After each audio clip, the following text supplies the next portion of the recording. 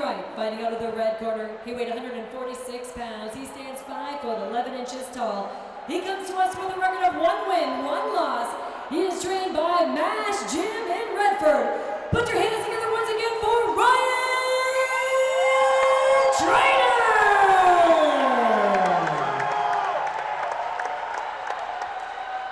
And to my left, fighting out of the blue corner. He weighed 145 pounds, stands 6 feet tall, making his debut in the cage tonight. Trained by Hoist Gracie AOM, fighting out of Carleton, Michigan. Put your hands together once again for Finlay Beaton! And your referee in charge is Brandon Gallo.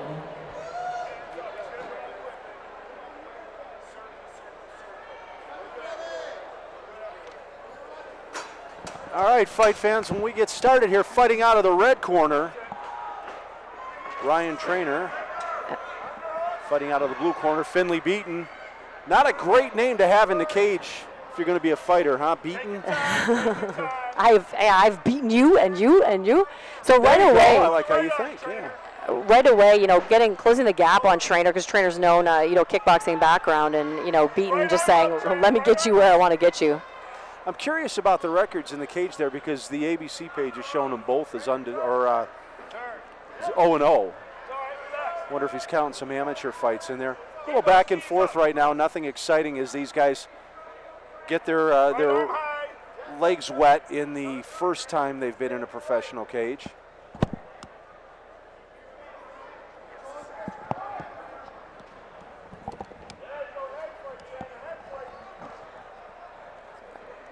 So you see, you know, two pretty green so this people. Is an amateur this fight. is an amateur fight, yeah.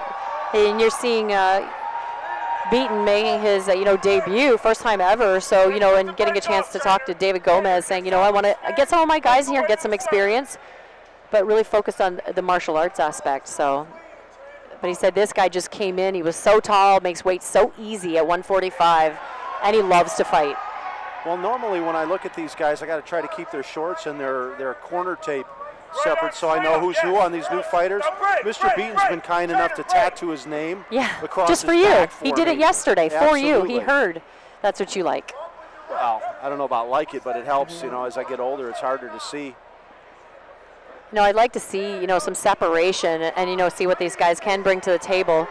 Knowing that Ryan Trainer's a little bit, you know, a kickboxing background, and Beaton coming from a jiu-jitsu gym, it'd be nice to see a little bit of that, how they handle themselves standing. What I'd like to see at this point is referee Brandon Gallo separate these two so they can start punching each other again. And we'll go quick. I mean, these are going to be 3-minute rounds, so it's going to go fast. Put your head down.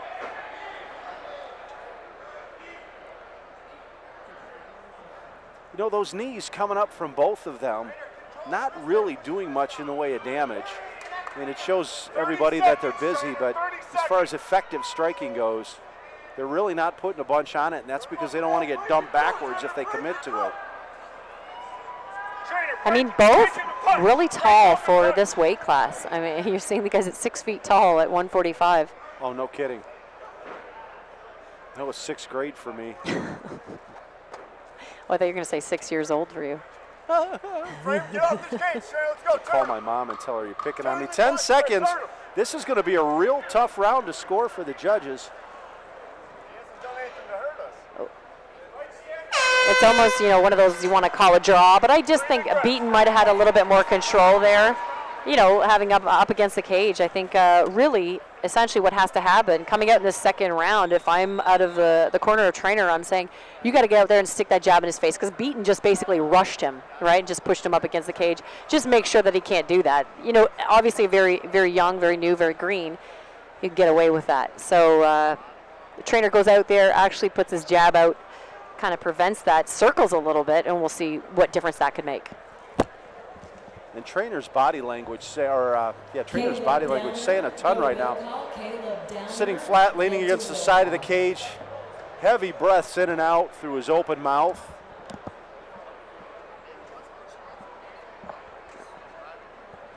Meanwhile, Trainer, calm, cool, and collected. Well, I mean, that's not a round where you're going to lose, you know, a lot of wind. He didn't. It wasn't enough. Beaton was sitting on his back, leaning against the cage. And well, I mean, this is his heavily first through time. The nerves, the amount of adrenaline and nerves that are going to get you your first time. There, and this is where a trainer's got to just throw that jab. You can't wait too long. You just got to throw, keep your space. Double unders again against the side of the cage, this time on his side of the cage. Going to get some very clear and high quality corner talk from his corner, Todd Ali. You know, and just set slightly back, we have Angelo and Brandon standing by. So, I mean, you got the ultimate ground corner there as well. This time landing a little heavier with the leather on that exchange. And essentially Beaton just smothering a lot of his shots. That's the problem. Fighters have a tendency they go chest to chest, and where you got to go head to chest if you want to get a lot of those shots off. Knee right up the middle, look dangerously close to that area. Nobody wants to see a knee up the middle. Well, and we'll see at this point who got the better instructions in the corner or who can implement them, because we're back to where we were and seeing trainer reverse positions here. This time, at least, trainer able to land some shots on these exchanges. Both of them back and forth in this clinch, just looking for double unders. You know, it's great. Through. Trainer knew, but listening to his corner very well. I mean, and that's pretty good for a guy. This is his third time in the cage.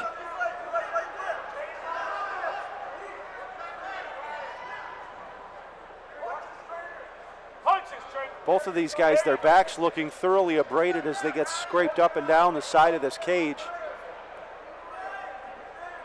And I would like to see some, even though Beaton's got his, just all over him, but if trainer can just create some separation and use a lot more of his skills right there. So he's just getting to smother himself because his chest is so high up and his shoulders back. Here comes the takedown. He's just got to keep turning to his right. There we go. Straight into a full mount. Just needs to establish so that he can start working for some posture. Yeah, we'll see. I mean, I'm sure that Finley Beaton has been here quite a few times at Hoist Gracie, but so we'll see how but you don't really get punches thrown at you like this in practice. I was going to say, not too much with a guy throwing 4-ounce leather at you there. But he's doing a good job of keeping them nice and tight to avoid taking damage. Trainer trying to posture up. Here he goes. Absolutely. And once again, he's just got to keep pushing that just to show I'm doing more damage. I'm taking this round. At this point, I think he's got the round firmly in control, and 3 minutes got to be coming to an end fairly quickly. Yeah, here. 10 seconds right now. And this has got to just work. I mean, just even though you have the round, send a message before you're coming into the third round. Well, as difficult as that first round might have been to score, this one is just as easy. Don't help your guy up. Let him use the energy to do it. Shake his hand and have a drink with him afterwards. Yeah, this is where he's got to... Ryan Trainer's got to come in here and just create space. He's got to stay far back, not smother himself, because he can throw kicks. He has the ability to do that, so he needs to create that space to do that. And Finley, he does close the gap, and he does have a tendency to smother Trainer, so he's got to try and do some damage, look for some submissions, and I'm sure that's what his corner is talking to him about. He's got to, but essentially, I would say if I was Beaton's corner, I'd say, listen, we might be down 2 rounds. It could be 1-1, but we might be down 2. In either corner, yeah. Actually. I would not. Just I would go not for broke. Trust, absolutely, I would not trust this to the judges at this point. No, they have to go try and finish it, and they have to fight with that sense of urgency right here. Round number 3. Here we go. Right, fighting out of the red corner, we have Ryan Trainer, and out of the blue corner, Finley Beaton. And here we go. Oh, it's very similar to how we started the second round. That 1-2, look for the guillotine, and then Beaton closes the gap. Not a ton of footwork, and all the movements lateral puts him right back on the side of the cage in a hurry. Although we'll see if fatigue starts to take effect now. These last 2 rounds, Beaton just looking beaten on the side of the cage. Finley trying to hook that leg and pull it away from the cage. Rotate his hips and bring it to the canvas again. Needs to get those hands a little lower on the back, around the small of the back. Meanwhile, Finley Beaton able to get that underhook established. Now looking to return the favor here. Got to watch he doesn't get, nice! Yeah, almost a modified lateral drop, but put himself right into a triangle position here. Yeah, and we're going to see who comes out of this, because it probably is 1-1 right now for rounds. Well, Trainer needs to just get hooked underneath there, turn to his own right. And you're going to see, you know, you saw Finley trying to soften him up a little bit, but we'll see if he's reeling him in now, Kara. If he can complete this. He needs just to cut a little more angle. There's your tap. Oh, the tap.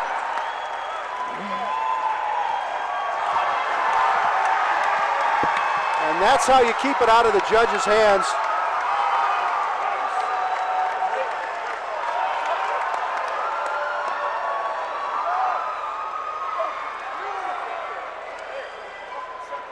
Finley Beaton did a good job of bringing that to the canvas, but then sort of lost a little bit of cage presence there as he let himself fall right into a triangle setup, and Ryan Trainer wasted no time setting that in and wrapping it up. We'll see this final series here, almost a modified lateral drop, but comes down right into a triangle. Need to establish posture and scramble a little bit tighter. Avoid things like this happening, and now it's just the beginning of the end. Here's that excellent replay. Into the cage, Kara Rowe with your official. Your winner with 1 minute and 19 seconds in the third round by triangle choke. Put your hands together for Ryan Trainer!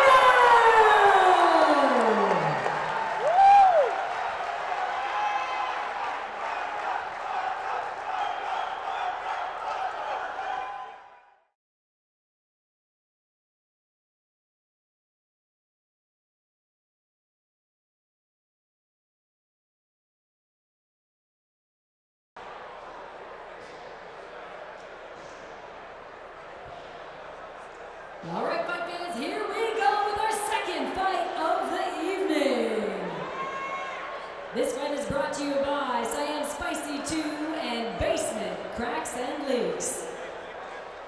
First up, making his way to the cage, fighting out of the red corner. Put your hands together for Keo Peñathon.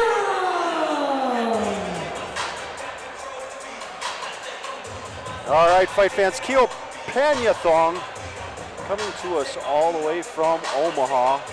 41 years old, 5 foot 5 inches tall. Weighed in at 115 pounds.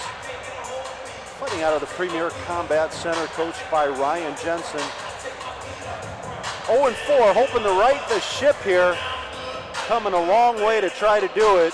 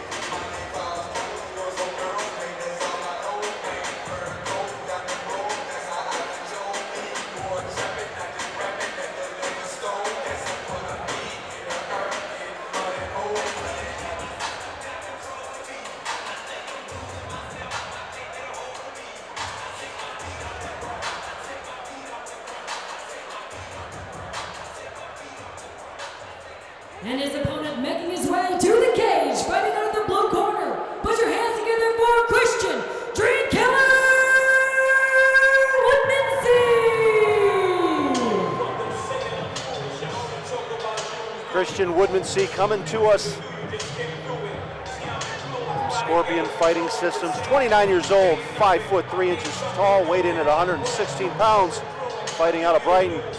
Coached, of course, from SFS, James Gray, Mitchell Tucker in his corner. This is his debut fight, but he is no stranger to combat sports. He's got a pedigree a mile long, a dominant force on the world jiu-jitsu scene. Brazilian Jiu-Jitsu black belt with a world championship, a Pan Am championship, a European championship. Unbelievable pedigree. Keogh might have done himself a favor had he brought a baseball bat into the cage to try to keep Christian off of him. When this fight gets started, do not blink, because you will miss something exciting, that's for sure.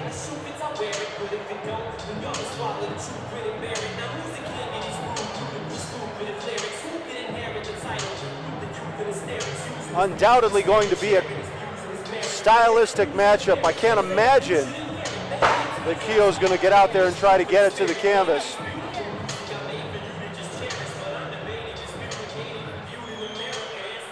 All right, fighters, here we go. This fight is brought to you by Cyan Spicy 2 and Basement Cracks and Leaks. First up, fighting out of the red corner, he weighed 115 Ready for a pounds. wrestle flag? He weighs 5 foot, he stands 5 foot 5 inches tall and comes to us with 4 professional fights, trained by Premier Combat Center in Omaha, Nebraska. Put your hands together once again for Keogh Peñada!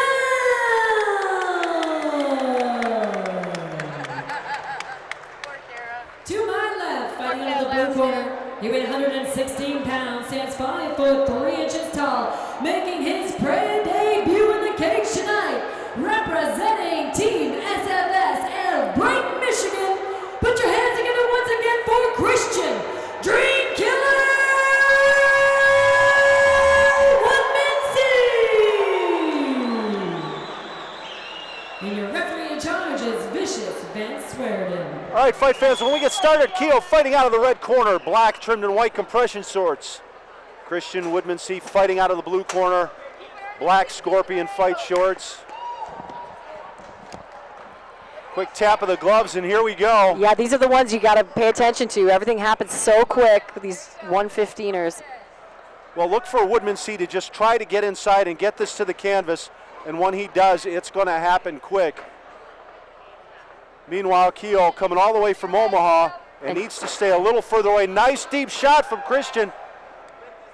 Yeah, that's the one thing you have to prevent yourself from getting flat-footed. Well, he because timed the second it perfectly they do, and caught Keogh flat-footed with his legs right next to each other. Able to shoot from a little further than normally you would advise, but timing being everything on that. Did an outstanding job. Keogh now holding on to that half guard. Woodmansee trying to pull the knee through. Watch him just working his toe to heel, trying to just pull that knee up just a little bit. Just look for some separation, get a little posture, and bring it down. Here comes the pass, Kara. Yeah, and we've had a chance to see a Christian fight before, and really methodical, like just goes about it, very relaxed. Like for someone making their pro debut, look how relaxed he is in there. Well, he's no debut to grappling. He's got, world championship, a European championship, American championship. Right. The guy is talked about in the who's who of Brazilian Jiu-Jitsu on a global scale. Yeah, and so. once he's there and in his comfort zone, it's just that pure relaxation. Now with the little Kimura trap clinic about to get run here, looking to set it up and pull it around.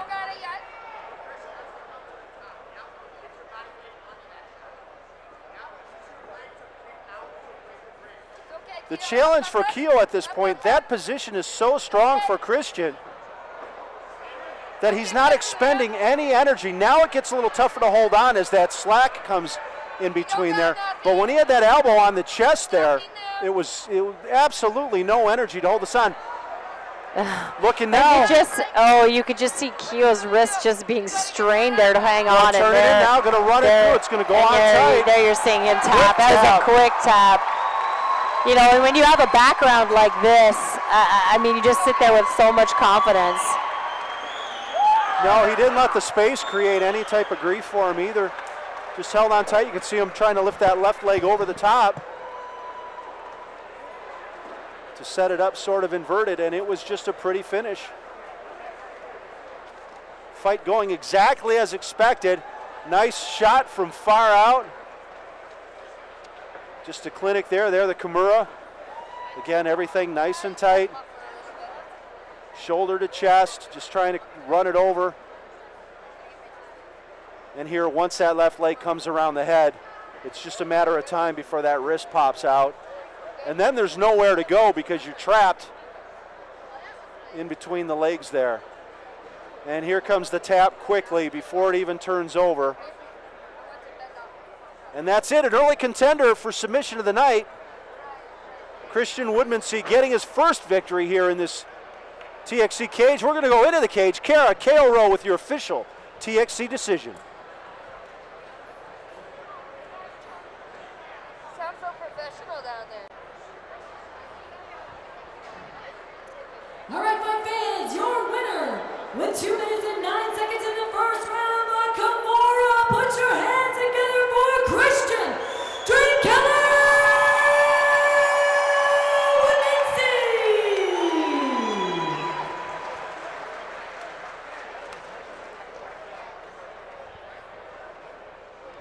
All right, Christian, you made things happen so fast. You get an interview. Anyone who can do work like that, unbelievable. We know that you're a world champion in jiu-jitsu. What does it feel like for you to make your pro debut? It feels nice. It's good to work and show that I can do something that's not MMA related or bring it in like specifically. So I train really hard. I've got a really good team that like put them together, and we stay smart, fight fights with good strategy, and just come in here and try to challenge whoever can step up and take it. So I want to thank Keo because nobody else wanted to fight at 115. So I appreciate them coming out here and doing it. Yeah, is that going to be the most difficult aspect for you, is finding with your accolades, to find someone at 115 to fight you? Right now, yes, but I think with a couple more pro fights, I'll go over to Asia, fight for 1FC because they have a good division, but it's going to be hard to find people before then, so we'll travel the world if we have to, and we'll do whatever it takes.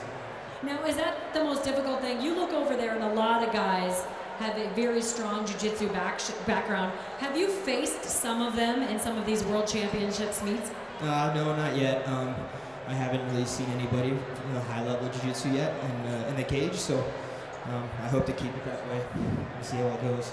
Well, congratulations. You are a pleasure to watch work. You're so relaxed in there, and your moves are so smooth. Thank you and congratulations. Thank you very much. Appreciate the opportunity. Once again, winning his pro debut, Christian Drinkkeller Woodmansee.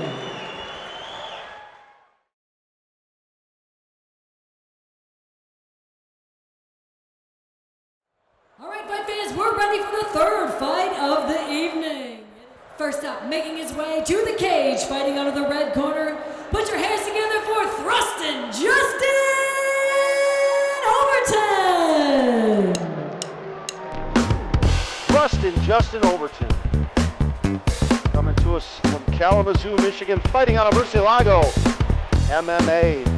26 years old, 6 foot 2 inches tall, weighed in at 171 pounds. Coached, of course, by Joaquin Rodriguez.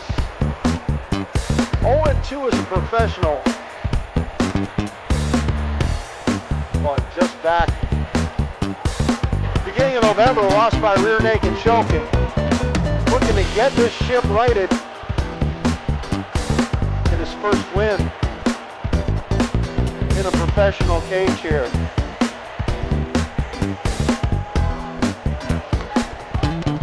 Hasn't won an MMA fight yet, but looking like he's ready for Dancing with the Stars before he comes walking up here.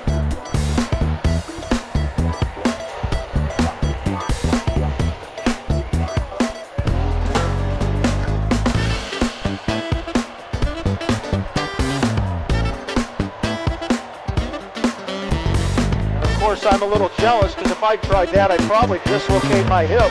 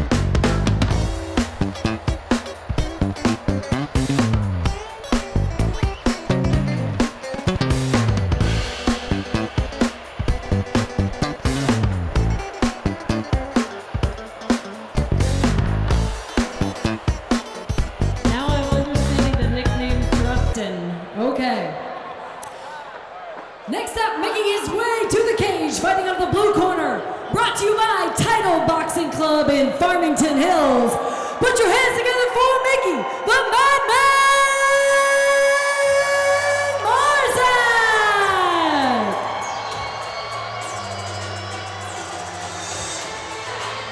Mickey Marzak, the Madman, coming to us out of Detroit, Michigan. 29 years old, 5 foot 9 inches tall, 170 pounds. Fighting out of MASH, coached of course by Todd Ali, Tommy Bagnasco, and John Stubdra. Coming off of a KO victory and looking to keep that flow going.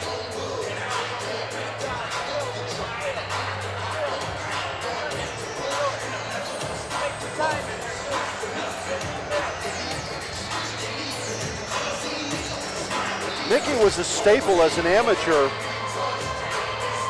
the southeastern Michigan mixed martial arts scene. And then we didn't see him for a while, and then all of a sudden, last June or so, he's back in the cage. And we're all glad for it because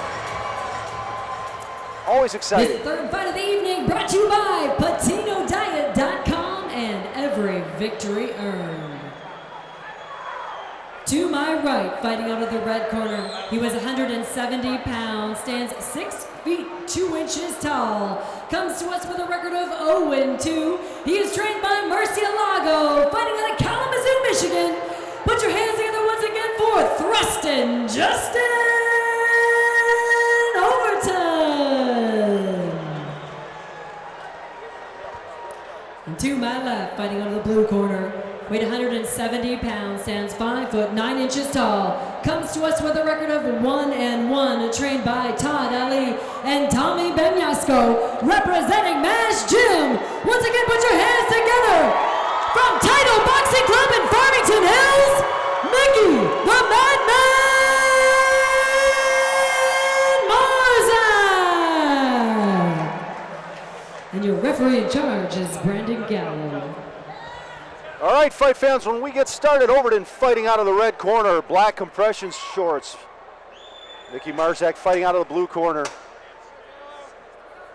wearing the gray trimmed in black Muay Thai shorts. Your referee, Brandon Gallo. And Kara Rowe, a little too excited about the Thrustin Justin nickname. You saw the moves on the way up. If this doesn't work out, we know what career he has. Well, might want to spend a little more time concentrating on footwork and where to put those hands. Oh, going straight back's not footwork? You use your feet. Marzak pulling that leg out, sucking the hips away, taking it to the cage floor here. Methodical as always now. You know, Overton doing a good job of staying off a flat back, working that left underhook. and I find it often when we see Justin fight, he's just kind of mitigating damage. You know, you don't really see him on the offensive side of things, and right now, same thing. Well, playing with a very loose half guard, the pass is Marzak's if he wants it. Instead, Overton does a good job of reestablishing a full guard. You know, sitting next to his corner too, helping him out, following instructions.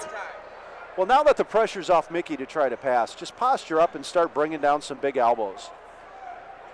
Got to get that left hand off the mat. It's hard to win this war of attrition one-handed.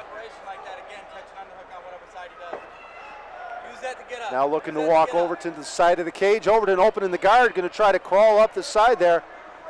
Marzak doing a good job of pulling those hips away and not giving him purchase. Using that open guard now as an opportunity to try to pass, but Overton has just incredibly long legs and does a good job of tying Marzak up. Still fighting for underhooks. Marzak now able to step across, and as Overton tries to stand up, almost giving up his back. It's that length that seemed like he could make a little bit of problem. Well, Overton's got to be careful now that he doesn't give up that second hook. His corner telling him to put his back to the fence to keep from giving that up. But Marzak just looking to choke him with one hook in. Well, this is where you test a fighter, right? Their heart, like if they're going to stick with it. And so this is really, you'll get a chance. Absolutely. It's very difficult to establish a deep choke there. And as you can see, Overton able to turn in now and come out in actually having the advantage in position. Right, and it creates some separation and then let his hands go. Well, Marzak got lackadaisical for a second, but the minute he started a little bit of energy again, he turned it right back around and looking to pull that leg right back out. Oh, big knee right up the center. You know, and I think Justin turned right at the exact moment that Mickey threw that. Oh, it looked like Mickey was going for the inside of the thigh, and completely incidental, but unfortunately it doesn't hurt any less. Right. Oh, here it is, the replay. Let's get a good look now. And just as he switches over his back. A little longer than that. No, wait, there's another. Oh, no, it was. Oh, yeah. In slow motion, everything, like you break it we down. We were giving Marzak the benefit of the doubt. Yeah, it really was. That was just, there was no transition. That just came straight up the middle and landed right on. But who knows how much time that is? Like when we go in super slow motion. Well, it's about 40 seconds. We just watched it. It's not. How that would translate, it looked like it was the exact same time. It's just cool of the truck to be showing it over and over again in slow motion. So that when every guy watching right now is throwing up in the back of his throat just a little bit. That's why you have a female in the truck, so we make that happen. She's laughing. She's in that, oh, there it is again, and you can see Hopefully he just takes his time. I know often, you know, fighters feel that pressure from the crowd to get up, but and Marzak knew immediately. Yeah. Well, you could feel that cup on your knee when you drive it up there. Now, the problem Overton has to worry about is as the time goes by, his body is clearing out, his adrenaline and everything else. Yeah. You don't want to have that dump, you don't want to have that adrenaline dump, let me specify, when you stand up.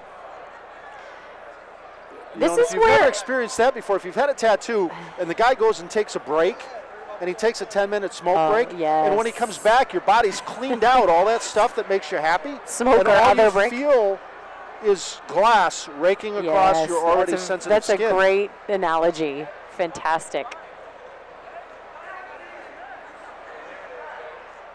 Yep. So Overton wants to use as little of this 5 minutes as necessary, but he still wants to be 100% when he stands back up.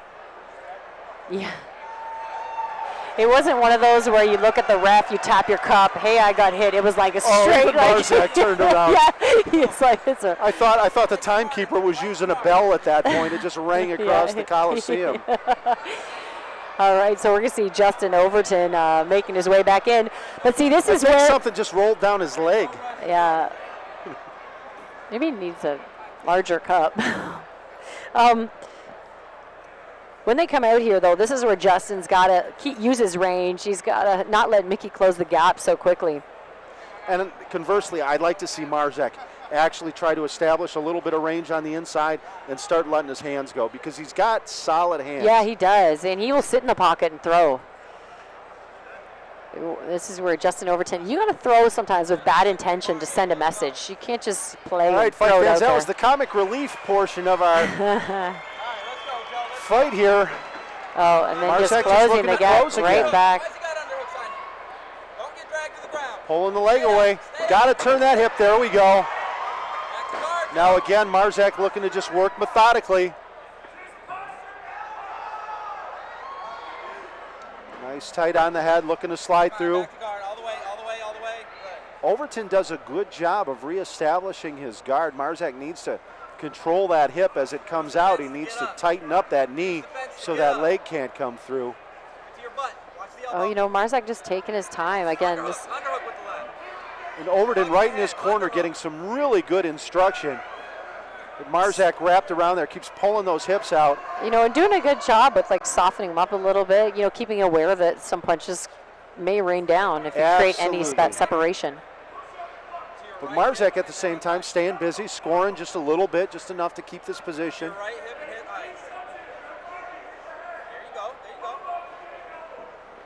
Good pressure from Marzak though. Overton looking to try to get his back on the side of the cage and maybe start to stand up. But just so tight there. Marzak making himself Habiano, and every chance he gets, he just tugs those hips back away from the cage. putting Overton on a flat back. There's a big elbow. I don't know if there's enough space, though, to do a lot of damage. Oh, little sneaky shots from Marzak. I mean, he's landed those quite a few times. You know, he does a good job of trying to give damage even from awkward positions. Well, you can also see as he starts to feel more comfortable and not fear, is Overton going to be able to stand up? You can see him getting more aggressive and putting more shots in there. Brandon Gallo telling Marzak, last warning for back of the head shots. He's got that left clean now if he wants it. It's tough when you're in those tight quarters to avoid the back of the head. Yeah, the challenge is those weren't incidental. Overton had no head movement. Overton now looking to score at the buzzer here. And he did, but was there, nah, there's not enough. No, a little too late. And there was nothing on those. No. I'm sitting here trying to hype it up and almost got embarrassed for my own behavior. Well, Overton, as we've seen in the past, he does a good job of mitigating damage, as you stated. And Marzak, 3 fights in the last year, long stretch off, but the cage rust has got to all be off by now. I'd like to see him push the pace just a little bit. When he was an amateur and doing really well, he was the Energizer Bunny nonstop from start to finish. I think sometimes too, yeah, like the cage rust, and then when you want to feel out your opponent.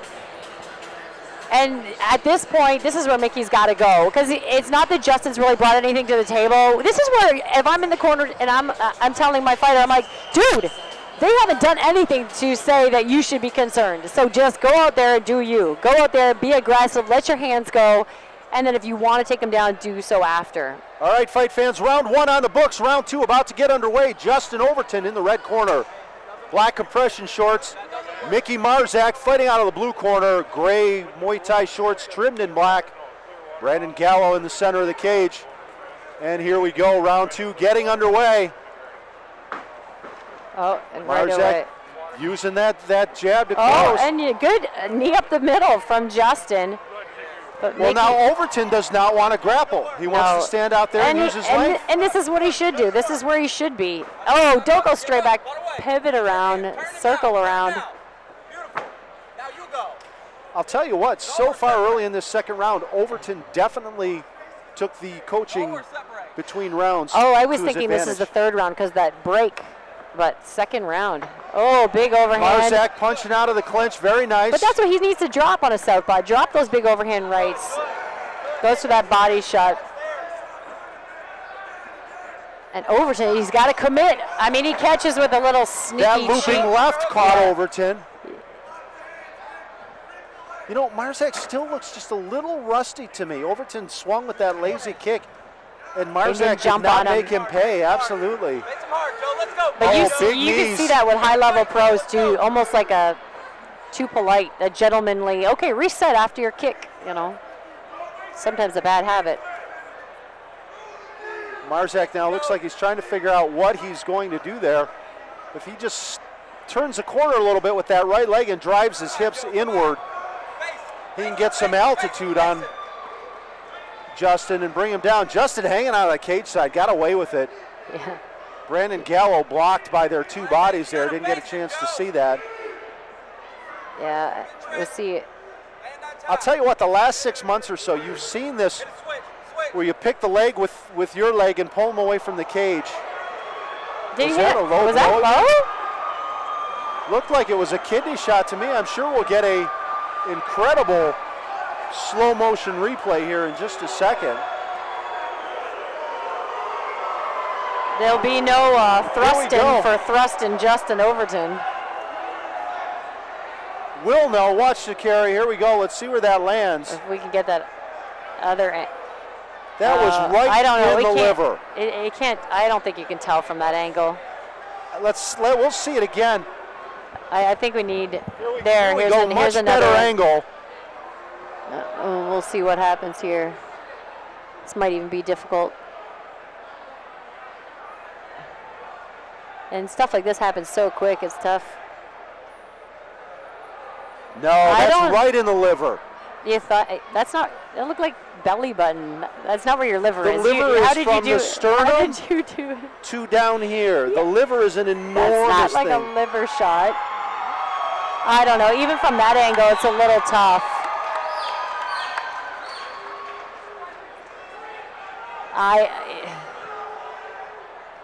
He might have been a little too far left for the liver. You're right. I think it's too center for it. I mean, I don't know. Do you think he would have went down like that just from, because it wasn't like it was in a solar plex. If it wasn't, he might be a Well, he's already been tenderized down there, so maybe it didn't take too much. He got a 5-minute medical timeout, and that's the second one. We'll see if Marzak loses a point over this. This could change the complexion of this fight. Hey, you need to work. Justin, you need to work, man. Well, Okay, you need to work. well, we'll see if he can. I don't care. You need to work. We'll see how. I would like to I'll see tell you what, it Mickey may not just have been put a his liver hands shot, together. but it certainly wasn't in the cup. Yeah. It's close, but I heard the cup hit, so I think that's the main thing that hurt him. Well- It was right there on the waistline, but I heard the cup, so probably the cup pushed it in there. Well, there we go. We hear referee Brandon Gallo saying he heard the noise from the cup being hit. So he awarded that 5 minutes. What are you? Dude, I told you, he's already a little sore from the earlier one. I mean, I think that was a fortuitous stoppage because I don't know. He's not tired, and he wasn't in that bad a position.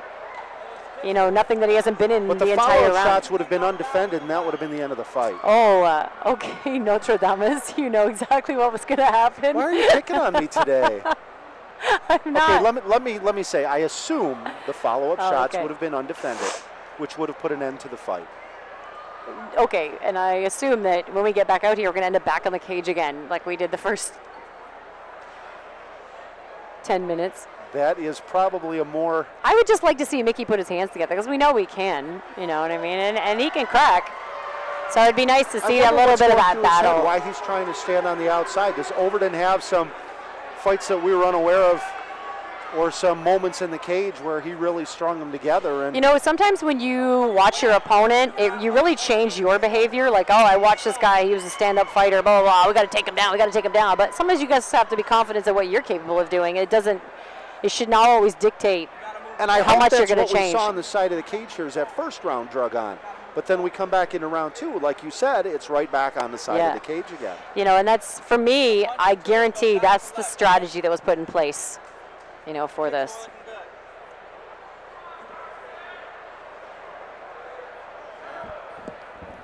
We'll see if Justin can come out here, let his hands go, let his feet go, and Mickey, I mean, we'd like to see that. We'd like to see him have that confidence in his hands to, you know, stand up there with him. But I do know, you know, it's difficult probably for him, but if your team has put together a strategy and you're wanting to follow it, you know, and people sometimes don't abandon their strategy. All right, here we go, the second round, back underway. Oh, there's nice. Mickey, like, he went with the jab, left hook, and look at it, he's got Justin, like, stymied that, oh my God, I'm in a brawl here. Trying to circle around back now.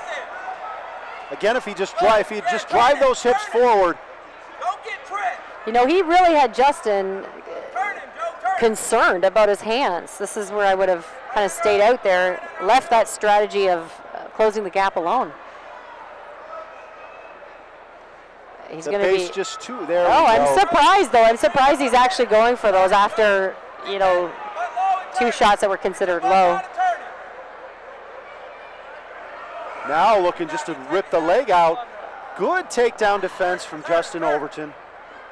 And turning it back on the side of the cage. Now he's got to do something with this. He just can't hold him there. Right.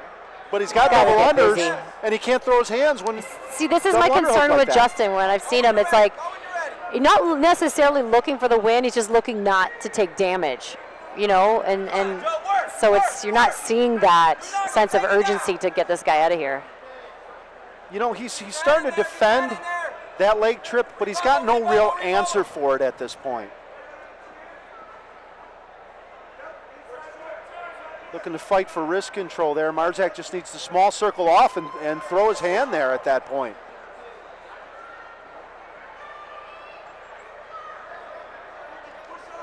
I know, we just need to see one of them get busy. Marzak's got to be careful stepping up that high to try to take that leg. You can see how concerned Justin is. He's actually covering his he was covering his cup with his hand. Well, and even Brandon Gallo, our referee, he's stepping forward as that knee comes up just in case he has to stop it.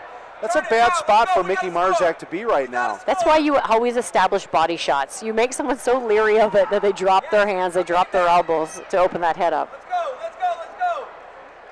Don't wait, let's go. Let's go, Justin, don't wait. Marzak just throwing those hands, scoring steadily. But see, Not the prettiest fight, but he's definitely going to eke out a victory here. Joe, you got to get a takedown. Let's work. Work. Is this still round 2? Still round 2. Is it really? Okay. Yeah. I feel like this is a 7-round fight. Let's go, work. You gotta do it. See, Justin needs to have a sense of urgency about a W. You know, like, get this guy out of here. Hey, he got to shake his hips. He keeps his face pretty well, undamaged. And Get him up. Yes, now you got to get him down. now he's got the nice deep double unders again, and what's he going to do with it? He's just going to lean on him on the side of the cage. Come up on the end of this second round, finally But he only scoring with a big fights knee. that last 9 seconds of a fight. Because he knows, okay, I'm going to be safe. Exactly right. He knows that he can't expose himself too badly, and I don't know how you correct for that. Oh, so we are going into round 13. Round 3. round 13. Round 13 of this 3-round fight here. We need 2 cage girls, one holding the 1, one holding the 3, walk around in a circle. Well, at this point, I got to believe the medical time is all used up. Yeah, right.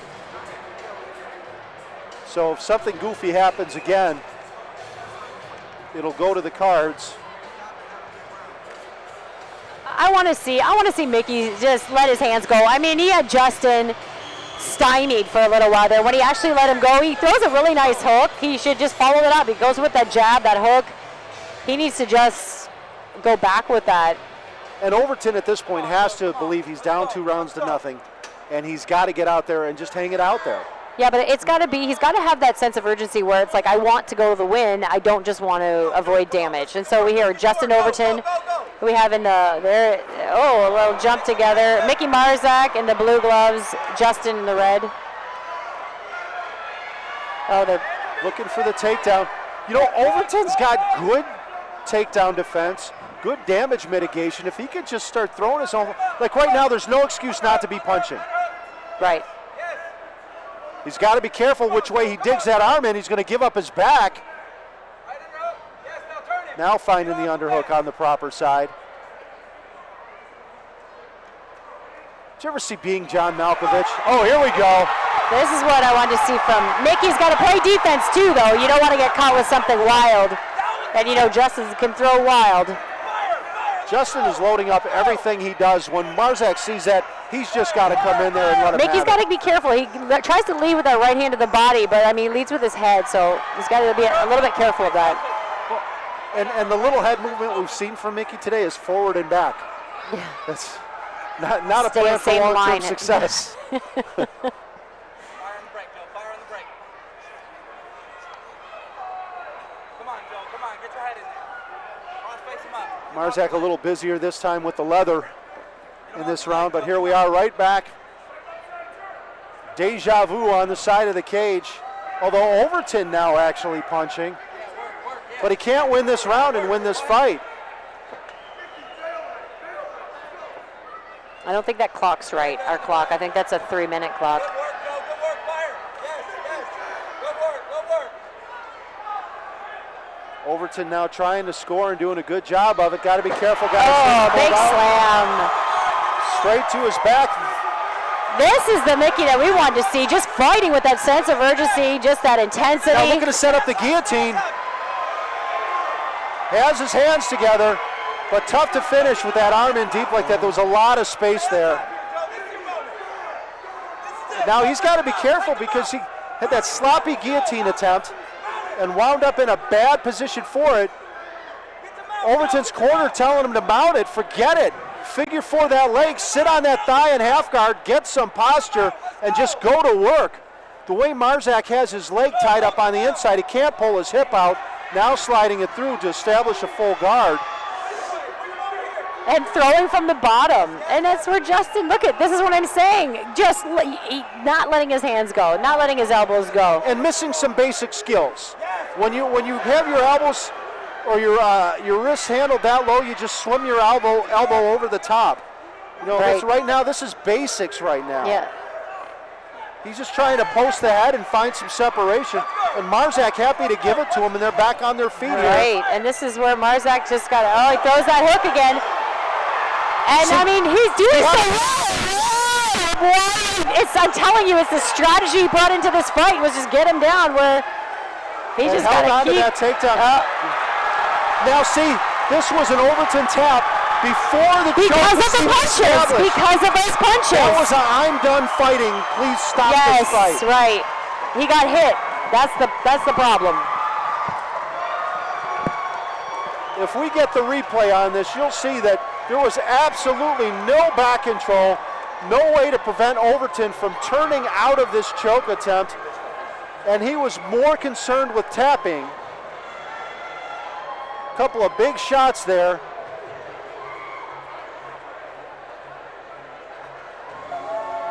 Nice counter punch from Overton also.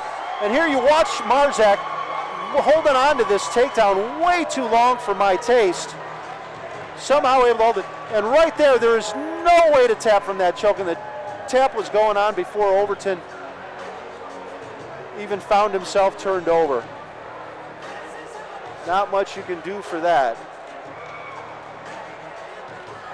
As Kara said, he just didn't want to get punched anymore. All right, fight fans, let's go into the cage. Kara KO Rowe with your official TXC decision.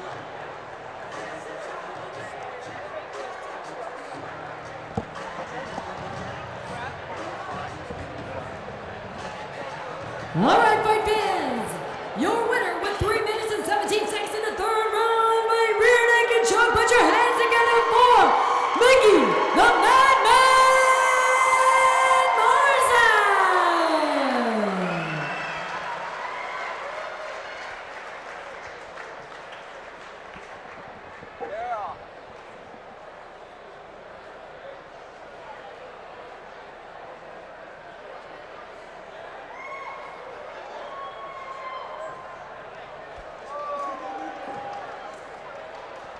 All right, Mickey, congratulations.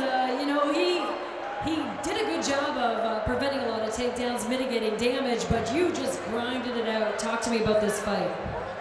You know, that was the game plan. He was 5 inches taller, you know, going after that tall guy, you know, wanted to take him to the mat, so, you know, it worked out. He was getting tough to take down, but I just stuck in there and just grinded, just like you said, and it worked out. I wanted that choke, so I got it, so I'm happy with it. We actually, Steve and I, commentating, really felt that you took him out with punches. After you hit him, it didn't matter what happened after that. He was ready to go. Does this fight give you a little bit more confidence to come in with a taller fighter with your hands? Yeah, you know, I just came off a boxing fight, so I should have threw my hands a little bit more. I was hurting him, but I'm happy with what happened. So I should have threw a little bit more, but I'm happy with it. Now talk to me a little bit about your friends and family. I know Title Boxing in Farmington Hills here tonight supporting you. Tell me about that support. Oh, it's an awesome support group. Title Boxing, Farmington Hills. I'm a trainer out there. They're the best. You know, great support out there. You know, again with my team, Mash Gym. These guys are pushing me hard. You know, getting me going, getting better and better every time. You know, I also got to thank all my sponsors. Everybody that helped sponsor me, helped me get here, guys. Thank you guys a lot. All my family, my fiance Katie, I love you. So thank you guys all. Well, congratulations, Mickey. It's always a pleasure watching you fight. Thank you. Once again, Mickey, the Madman Marzak.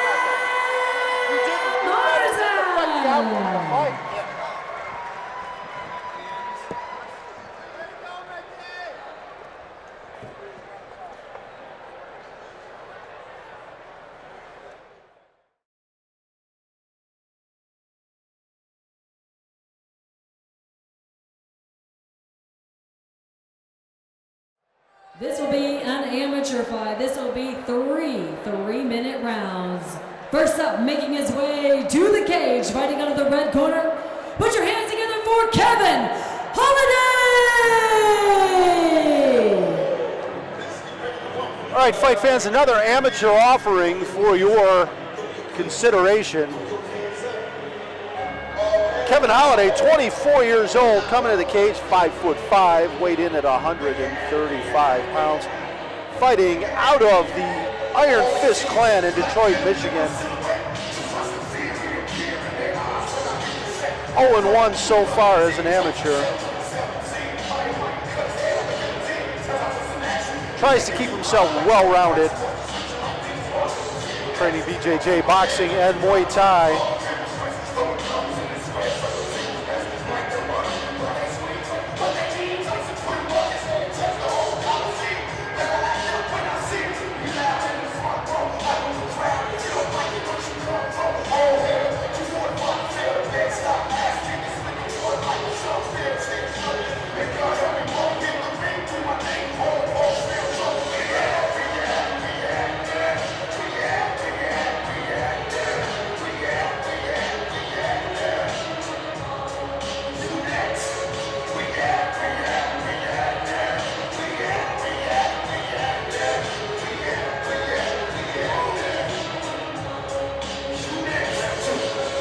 Iron Fist, a tight-knit group of guys.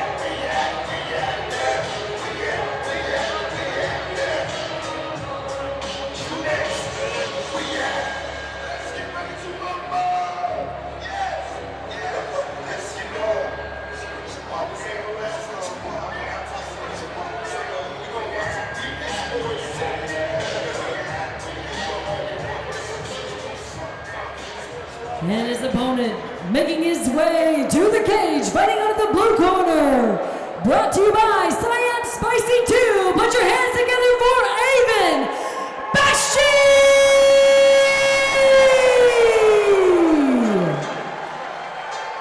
Avon Bashi, 19 years old, coming out of West Bloomfield, fighting out of Warrior Way. Final round. 5'7", weighed in at 135 pounds.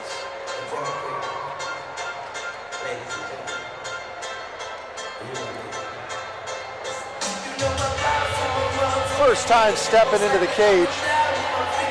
Coached, of course, by Nate, Brandon, Angelo, Justin, and Harvey.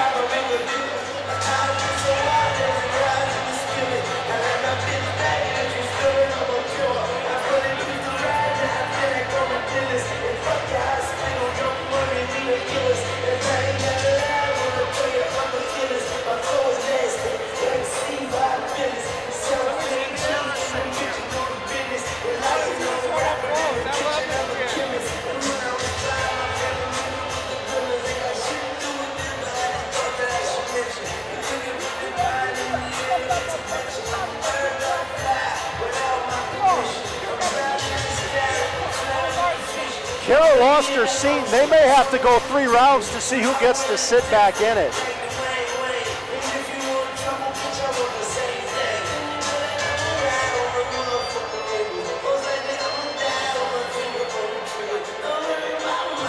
Give me a hair twirl. Give me a hair twirl. There we go.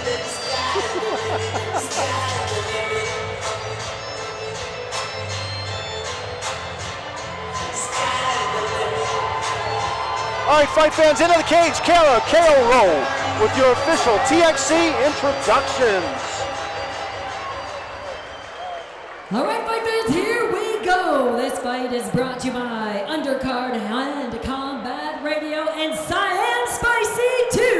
restaurant. To my right, fighting out of the red corner, he was 135 pounds, stands 5 foot 5 inches tall, comes to us with a record of 0-1. Fighting out of Detroit, Michigan, put your hands together once again for Kevin Holiday.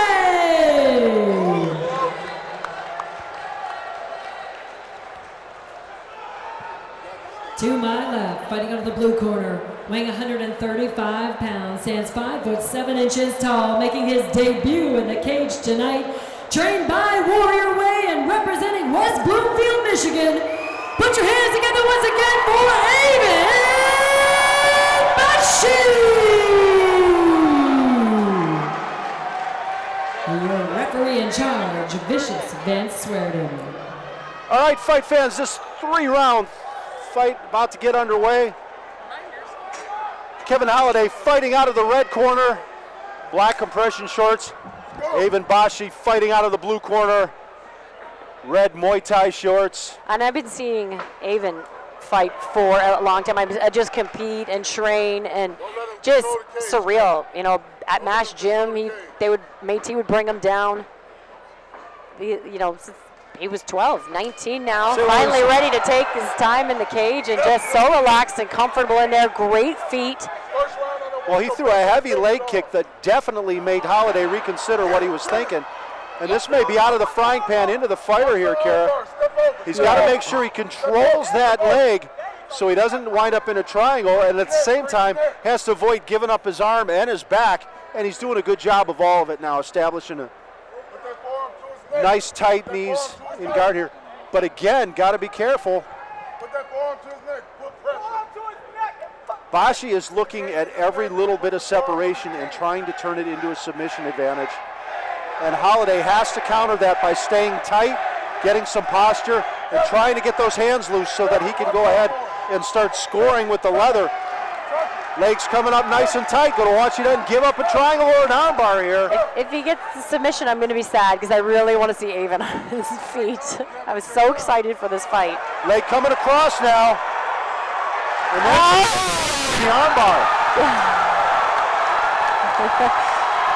Very quick, halfway through the first round, and Evan, look how relaxed he is. He's been doing this for so long. He's just so comfortable, so relaxed. And you know, how many 19-year-olds making their debut feel like that? Sweat yet. No, not even a little bit. And he took advantage of every little inch that was given to him. So technically strong that every bit of space was an advantage, and that armbar went on tight. And you can see Kevin Holiday clutching his elbow there. Hopefully get some ice on it, and hopefully not much more than just a minor hyperextension. Here you go, you watch how quick that's on, and there's the tap. Of course, Holiday trying to stand up out of it, which is the big no-no. All right, fight fans, let's go into the cage. Kara, KO Rowe with your official TXC decision. Although it might take a little bit because it looks like all of Warrior Way is following her into the cage. I exaggerate for effect and effect, but that's a full cage on that end over there. They're all very proud of this young man.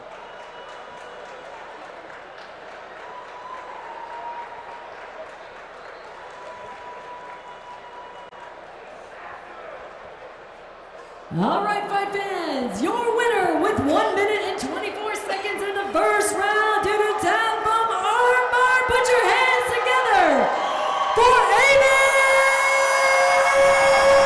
Bashi.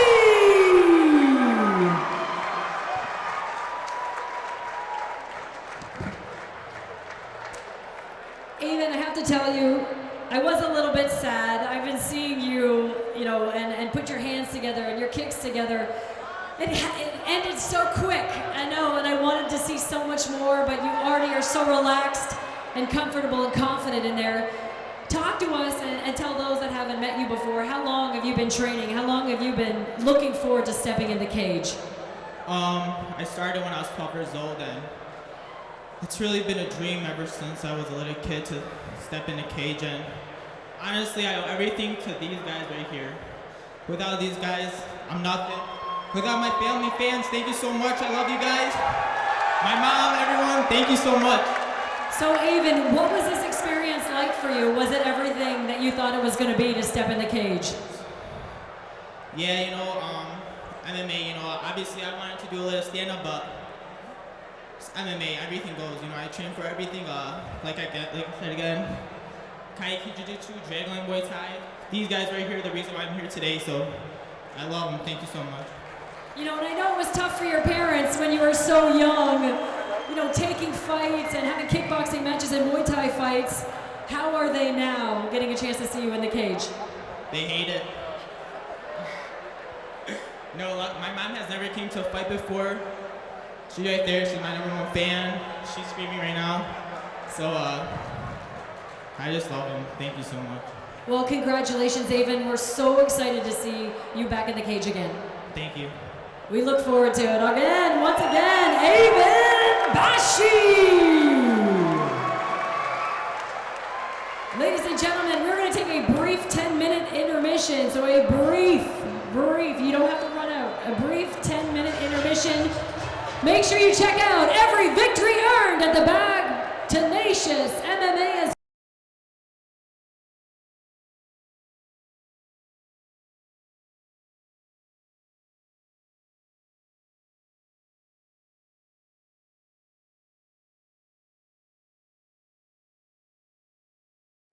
Basement Cracks and Leaks, PatinoDiet.com, Every Victory Earned, the Underguard, Hand Combat Radio, who also brought these beautiful girls here tonight, Oakland Tactical, and Tenacious MMA. So Every Victory Earned over on the back wall. Make sure you check out what they have. Tenacious MMA are having a blowout sale over there, and our beautiful girls have some t-shirts to throw out tonight, so whoever makes the most noise out there, these ladies have quite an arm. They will toss them far. This is from Tenacious MMA.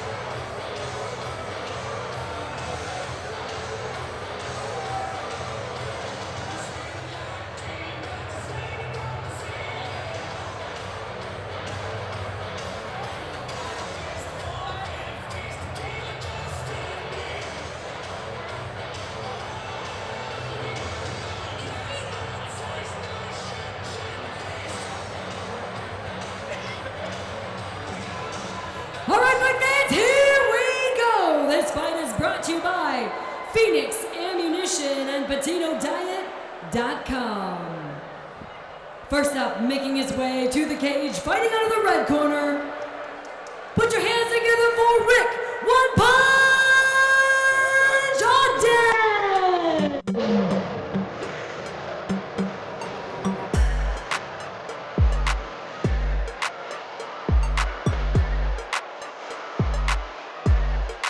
Rick Ogden, 32 years old, 5 foot 8 inches tall, weighed in at 141 pounds, fighting out of Kalamazoo, Michigan. 0-7.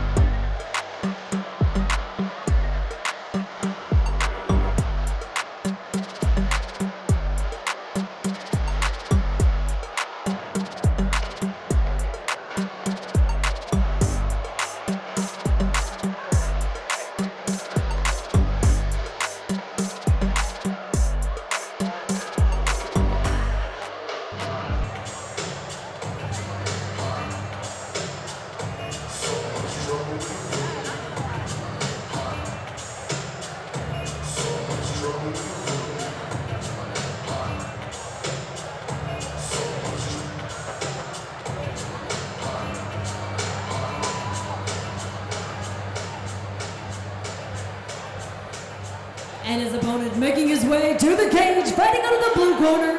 Put your hands together for Daniel, the Dynamo Winston!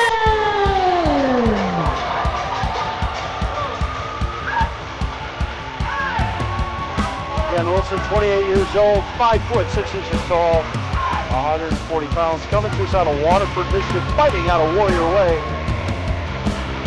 2 wins, 2 losses.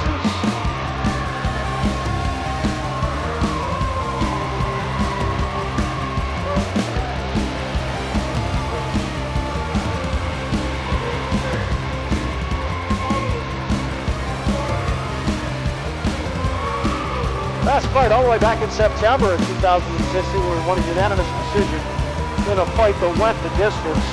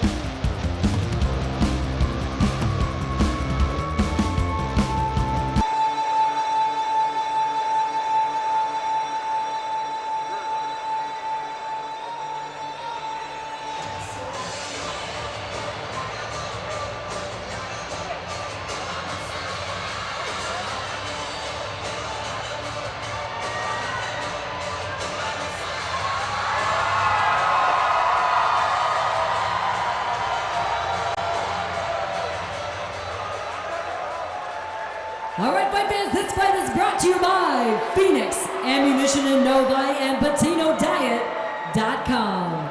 To my right, fighting out of the red corner, he weighed 141 pounds, stands 5 foot 8 inches tall. He comes to us with 7 professional fights, representing Kalamazoo BJJ. Put your hands together once again for Rick One Punch Ogden.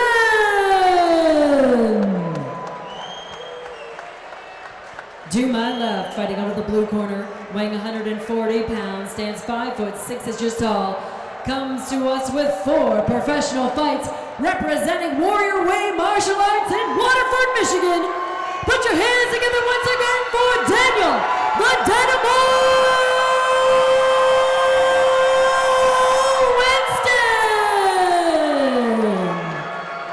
Winston! Your referee in charge is Brandon Gallagher. All right, fight fans, when we get started, Rick Ogden fighting out of the red corner, wearing the black shorts trimmed with gold frills. Dan Winston fighting out of the blue corner, wearing the camo compression shorts. Quick tap of the gloves, here we go. Kara, Rick Ogden, 0-7 coming in here, but he's fought a lot of tough guys. Yeah, and I think that's why, right? You're seeing a guy that is confident enough to go in there with top guys and doesn't always come out with the W on the end of it. But nice sharp jab. He's got to watch that back arm, flies a lot. You know, that's where you want to step out, hit that overhand right when you see that southpaw doing that. See how that back arm comes like a Robin Hood character. Follow up this time. Oh, and see, attack. This is where I try and train guys. You block that, you got to attack. You got to come right in on them while they're resetting. No one-trick pony, follow up. You know, and a nice duck underneath that. And Ogden did exactly that. Jumped on him. I mean, may not have worked out in his favor, but that's the concept. You jump on them, make them miss, make them pay. Got to work to stand back up. This is where we've seen him lose a lot of fights. Pinned against the side of the cage, sucked to the ground, and then slowly ground out. Either beat up or giving up his back and then getting choked. The great thing for Daniel, I mean, sitting there in his corner with Angelo and Brandon, you know, getting a chance to talk him through it. Nice takedown, did a good job of stepping over that right leg, not allowing Ogden to find guard, but Ogden incredibly strong, looking to pop right back up. Need to just keep standing up at this point. Over underhook.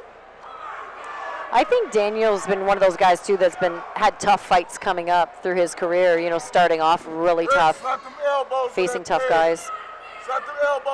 You know, I've always had a lot of appreciation for guys who will take tough fights, but they need people guiding them who will not let them fall into this 0-7 pit, because you get to the point where the commission starts saying, well, no, we're not matching him up with this guy. You got to find somebody else with a similar record, and good luck.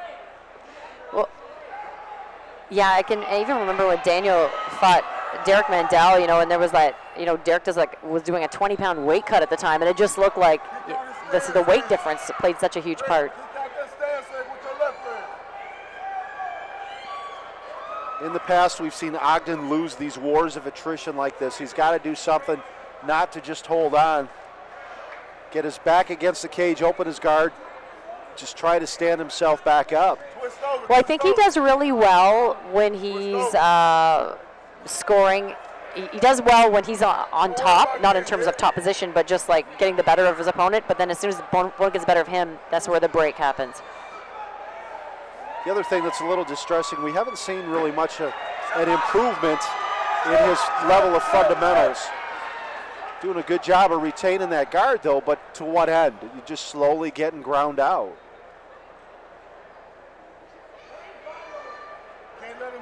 I don't know how much longer our referee Brandon Gallo is going to let this go on before he stands them both back up. And I think sometimes we do spend a little bit too much time on a stalemate. I guess it depends on who's in there. Well, the standard has to be effective. Right. That was effective. Yeah. Right? Body head, patty cake is not effective striking. It doesn't score, it shouldn't score, and it shouldn't allow you to retain your position. Now back to his feet, did a good job of pushing out and creating separation. You know, and Rick is very explosive. That's what you have to watch with him. You know, but then, you know, he runs in belly first. I'm not sure. He just doesn't know how to keep his elbows forward when he comes in to throw punches.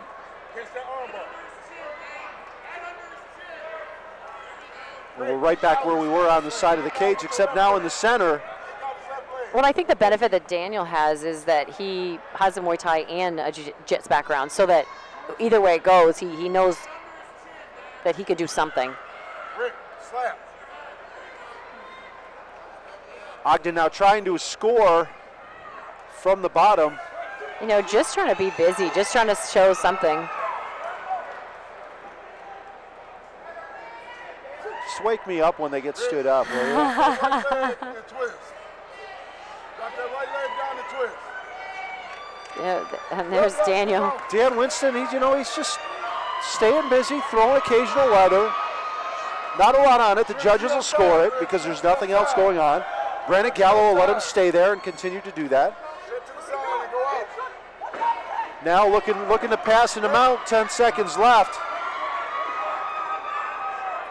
Winston just going to hold on, Ogden just going to hold on. Or try to anyway. You know, he's very athletic, Rick, and he does a good job of he's scrambling enough to make it difficult for Daniel to kind of plant, position himself, drop any leather. I mean, he does a good job at just that scramble aspect. Well, he manages to lose fights rather without getting beat up. Yeah. And that's where you really want to ignite the fire. I mean, we saw some explosive moves from Rick in the beginning. I mean, he ducked under that kick, exploded, but I don't think he has a plan when he explodes. He just comes running forward like, you know, a football player. He's just like, boom, I'm here to tackle you. Now what? You know, what am the tackle. What am I doing with it? Drive through, take it, finish the tackle.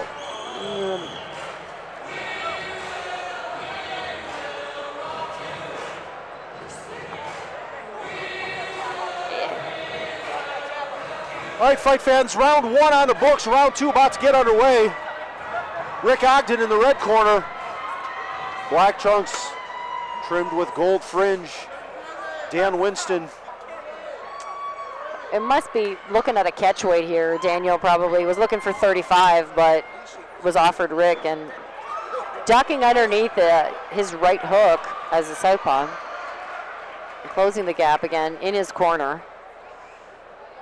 Well, now going to get some real solid instruction, and we should see a little busier Dan Winston on that end of the cage. And again, Ogden just not a firm control or command of the basics. Rick, take that right leg and kick it out. What to do from this position, so he's stuck just trying to hold tight and avoid any damage. Winston again staying a lot busier. Angelo Popovsky over there telling him exactly what to do when. And you can see the heavy leather and the elbows coming through. And this time Rick Ogden eating some heavy shots.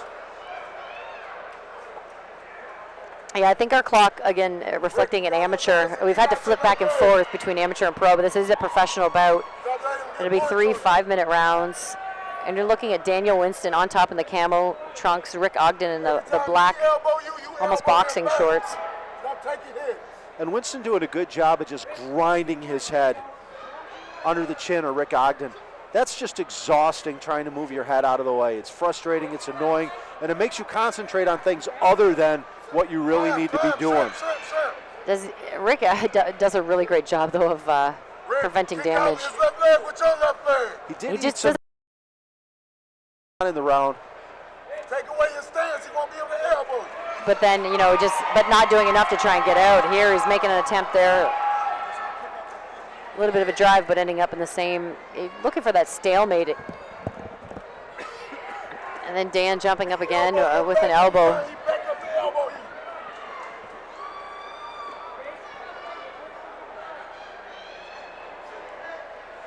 Just nice tight hips from Daniel Winston. Keeping everything close. Keeping his head out of the line of fire. Making Ogden carry his weight the whole time. It's not the prettiest way to win a fight, but it is incredibly effective. But Daniel's doing a good job of just keeping busy. You know, despite, you know, Rick's got those long arms trying to hold him down, but Daniel just doing enough to win. And again, if Rick just had a little better command of some basics, he'd be able to create some opportunities for himself. Right now, he doesn't, the little space that's created, he doesn't know what to do with it. And now he's getting beat up for his trouble. Well, and unfortunately, if he did know more, is he tapping? He tapped the strikes. Wow. But that's just it. Rick can be okay when he's winning, or, you know, he's the one with the advantage. As soon as he has a disadvantage, you see that, like, quick pull to shoot. You can't tap the strikes. You can't do it. You can't tap the strikes. You can't tap to a choke. You just can't do it. Not if you want to call yourself a fighter, a professional mixed martial artist. And really, it was 1 or 2 big shots right there from Dan Winston. Actually, it was 1. It was just that heavy right. And Rick Ogden tapping out.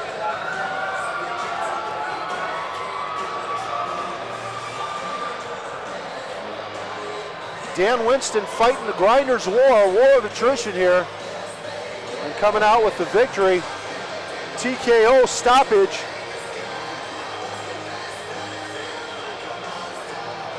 Coming up on the close of this second round.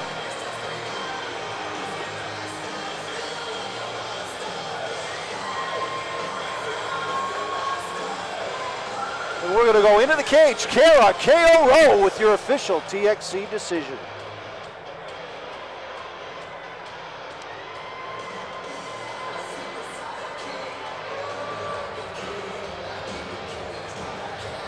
All right, fight fans, your winner with 2 minutes and 53 seconds in the second round. His opponent tapped due to strikes. Put your hands together for Daniel, the Dynamo Winston. Hey, real quick, everybody, can you please give my opponent a round of applause? He took the fight on short notice. If it wasn't for him, I wouldn't be in here tonight. So my hat's off to him. Thank you, buddy.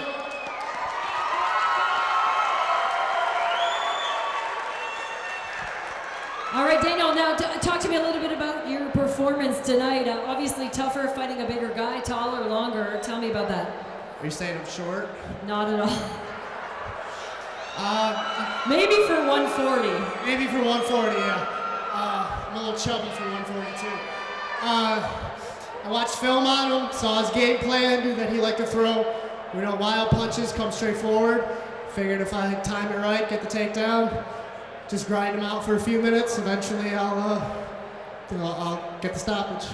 Well, tell me who you have to thank. Obviously, behind me, a killer cornerback here. Talk to you about your training. I got to thank all the guys on my team and my gym.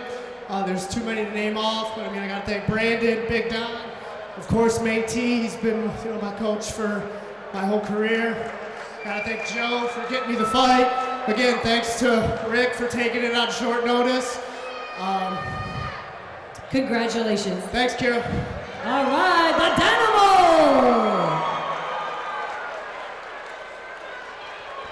Once again, make sure you tell everyone they can watch live on GoLiveSportscast.com. GoLiveSportscast.com.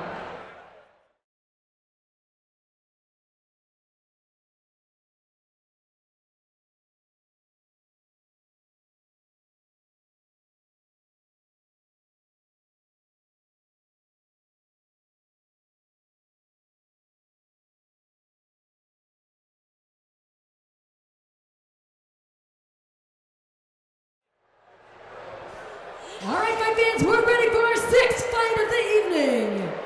Making his way to the cage, fighting out of the red corner. Put your hands together for Jake, the Wolf Ackerberg. Jake Ackerberg, 27 years old, 5'7", weighed in at 135 pounds. U.S. Army veteran, Native American warrior, fighting out of Muskegon. Hit MMA, Team BFC, Team Psycho, Team Bloodthirsty. Coached by Jim Overly and Estefan Martinez, making his debut in this TXC cage. 21-17 as an amateur, so no shortage of experience in the cage. No matter how many amateur fights you have, the deep water or the pro ranks is always a test at a different level.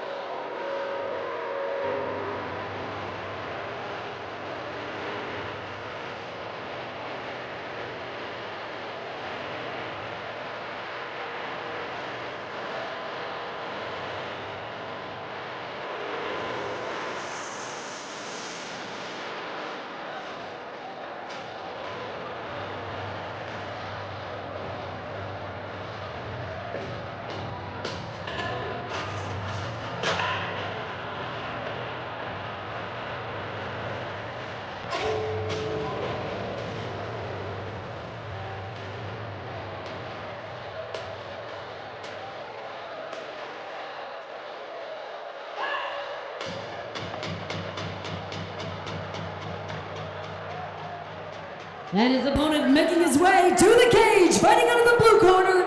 Put your hands together for Mitchell Tucker! All right, Mitchell Tucker making his way to the cage, 24 years old, 5'7" inches tall, weighed in at 136 pounds, coming to us out of Brighton, fighting out of Scorpion. Coached by James Gray. Down, also making his debut.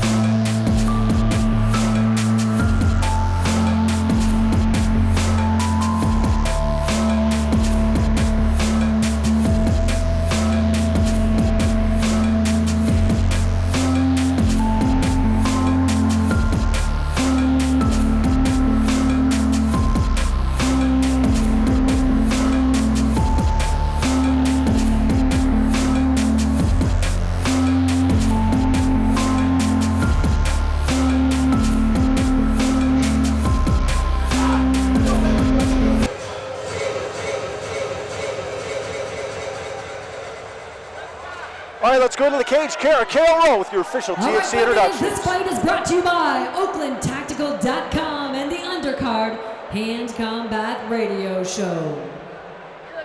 To my right, fighting out of the red corner, he weighed 135 pounds, stands 5 foot 7 inches tall, making his debut in the cage tonight. Trained by HIT MMA, Team BFC, and Team Psycho, representing Muskegon, Michigan. Put your hands together once again for Jake, the Wolf Ackerberg.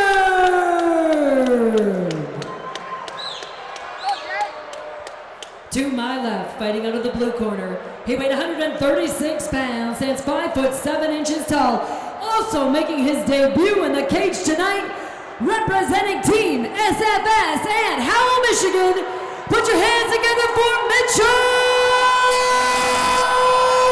Tucker! Your referee in charge, Vicious Vince Swearden. All right, fight fans, when we get started, Jake Ackerberg fighting out of the red corner, black compression shorts. Mitchell Tucker fighting out of the blue corner, black compression shorts. Oh, chin's super high in the air, which, you know, is scary on the aspect of, you know, the red corner coming out here.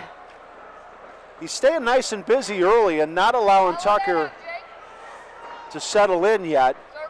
But you know, Mitchell, the way he just sat in the pocket was nice and hit those shots. Pulled his hips back for that uppercut, which is pretty advanced. It's great that he's able to do that. And that shin in the air is going to make him go to sleep pretty quick if we're going to see Mitchell continue this domination. I'll tell you what, nice takedown there, but good whizzer control, high hips from Mitchell. He's going to bring it right back over, and they're both back on their feet again. SFS with an incredible stable of young talent. You're watching them all over Michigan right now. Jake Ackerberg holding on to that headlock just a little too long, gave up his back for his trouble. And this could spell some bad news. He just left his head wide open there for Mitchell to just rain punches down. Tucker, and this is going to be over pretty quick. I think we're smelling the end of it. You know, landing a lot of clean elbows, a lot of clean punches. Well, you see how when he had him flattened out, he had his feet together there? That actually prevents Ackerberg from turning over. And that's just a seen enough. And, you know, you see a fighter that wants to do damage. He wasn't even looking for that rear naked. He just said, I'm just going to continue on bringing down this heavy leather in his elbows. And heavy hips, feet together like that. Ackerberg could not turn. He was trying to get to his back and take punches from a mounted position because he realized that Tucker was not going to take the choke. Just outstanding mechanics and an outstanding debut from Mitchell Tucker. Another great showing for SFS here in this TXC cage.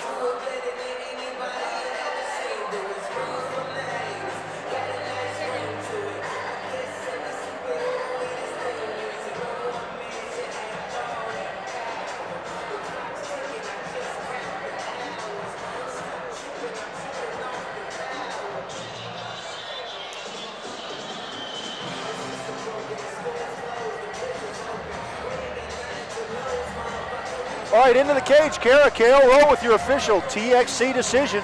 All right, fight fans, your winner with 1 minute and 22 seconds in the first round due to TKO. Put your hands together for Mitchell Tucker.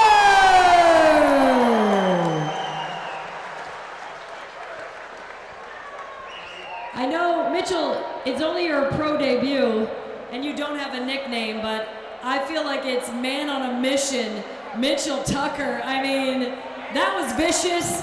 You sat in the pocket. You didn't care what was coming at you. You let that leather fly. Talk to us about this fight tonight. Yeah, you're definitely right. I came into like to dominate. a really bad coach. And my coaches prepared me, and you know, I just came in here to do my job, man. I get in my rhythm, and then you can't stop me. And how did it feel finally making your pro debut? Is this something that you've wanted to do for a long time? I don't know if you saw that banner, but my face is covered. It's a dark face. But guess what? That character is unlocked now. I'm coming, baby. Now you get a chance, obviously the main event tonight is the 135-pound championship. Even though it's your pro debut, how far ahead are you looking after such a dominating performance? Oh, listen, I took a little time off, but you know, I've been cooking. I've been working on the stove, so it's coming. I put in a lot of hard work. I know where I can be. I see these other guys, and they're talented, but they're not on my level. All right, talk to us about your training leading up to the fight tonight. Oh, I busted my ass. I put in 14 weeks of training. I had a fight already booked. That one fell through. All my fans, they bought tickets. They all decided to show up. The promoter didn't do that. I got screwed out of a lot of money, but guess what? You know, I came here, I put on a show, and I love all the people that follow me and that are all my friends. So, you know, I'm on top of the world right now. This is the best day of my life. All right, Mitchell, well, congratulations. We look forward to seeing you fight again. Thank you. Once again, Mitchell Tucker with our first TKO of the evening.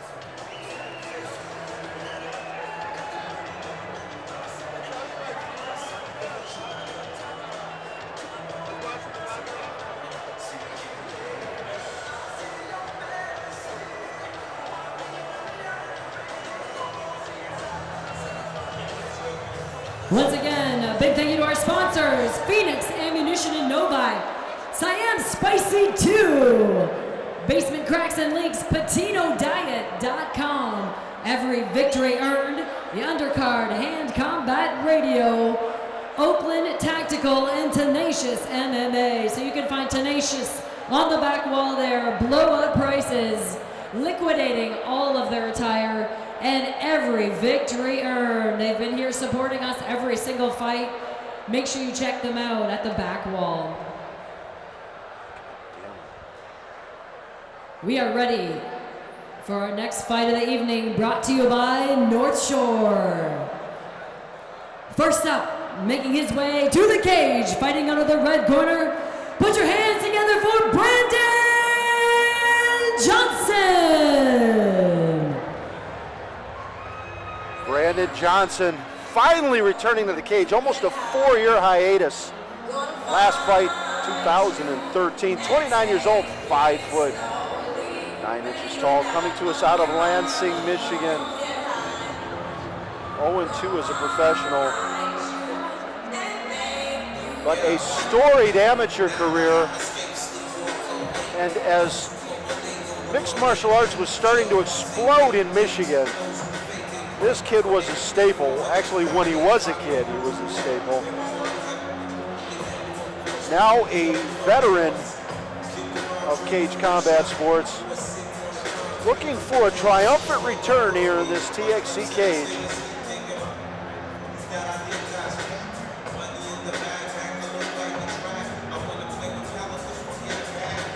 If you don't remember him from all that time ago, this guy can crack. Steel chin and heavy, heavy hands. And he's gonna need them. And his opponent making his way to the cage, fighting out of the blue corner. Put your hands together for Marco, the hybrid Smallman. It's Marco Smallman, 2-0 as a professional after a dominant amateur career. Skill level growing exponentially every time he steps into this cage. 25 years old, 5'11", walks around at 185, weighed in at 177. Representing Warrior Way, Mash Gym, and Fuse MMA.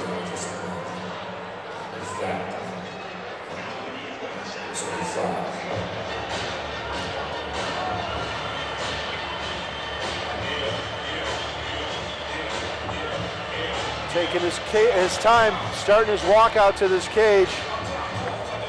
2 fights in already, a savvy veteran trying to cool off the cage rusty Brandon Johnson before the fight even starts.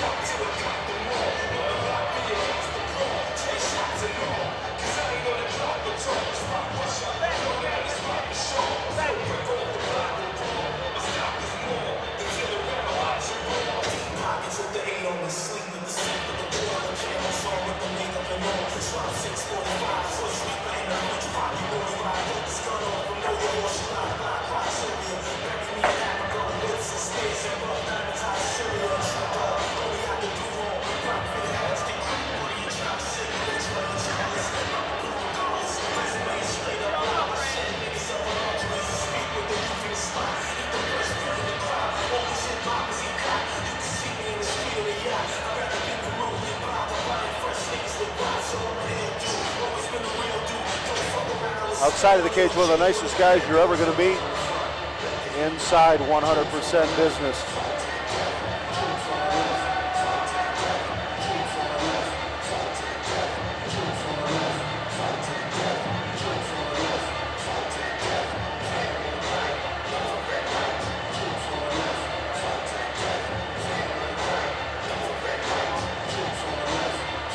All right, fight fans, let's go into the cage. Kara, KO roll with your official TXC introductions.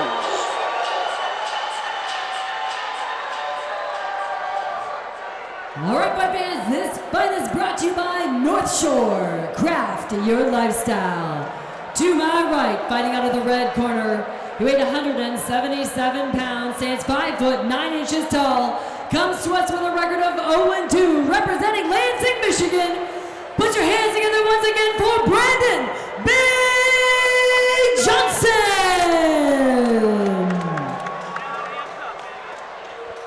To my left, fighting out of the blue corner, weighing 177 pounds, stands 5 foot 11 inches tall, comes to us with an undefeated record of 2 wins, no losses, trained by Joe Battaglia, Don Richard, and James Lee, fighting out of Pontiac, Michigan.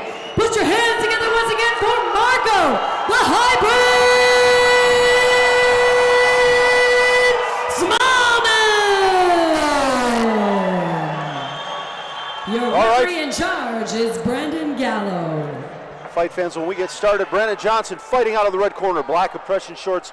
Marco Smallman fighting out of the blue corner, blue compression shorts.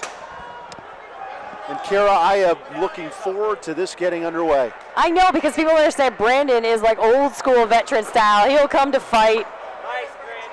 He's been out for a little while, but you know he's always willing to fight. Great front kick there from Marco. And I'm sure Marco a little surprised at Brandon's willingness to trade with him. Oh, he'll just walk right through you to throw a couple at you. It's outstanding. Yes, definitely. And it's back to what we had seen from him his entire amateur career. Just outstanding. Chin of steel and hands about the same. Yeah, head of steel and hands of steel. Absolutely. It's been 3 years since we've seen him. We'll see how rusty he is. Marco Smallman is a lot of fight to come back and shake the rust off too. Yeah, definitely. I mean, he did get the call last minute. You know how the sport goes, and it's great that fighters are willing to just step up and face somebody, you know, as tough as Marco Smallman. Smallman's got to do something or they're going to get stood back up. Yeah, and Brandon, that's what I said about these crafty vets. Even though he only has 2 professional fights, the amateur scene, I mean, he was in for a long, long time. Oh, and he comes with a pedigree of quality training also. Mm-hmm. You know, and just the only concern you would have for him, the main concern would be, you know, the wind. You know, how great his wind would be, especially at 180. And Smallman, no problem just making you use every bit of energy that you have. He will push the pace from start to finish, fully capable of going all 15 minutes. Yeah, but Brandon doing such a great job of just stalemate. Oh, and then belly down, you know, blocking a lot. But we'll see what, you know, you wonder if Brandon Gallo, and he, you know, and that's that's what I thought. He might give Brandon Johnson a little more time, knowing he's a vet, because Brandon would be comfortable down there. But no, Gallo, and you know, obviously fighting with the referee, saying that was too soon. Because back in the day, they would let that go. You know.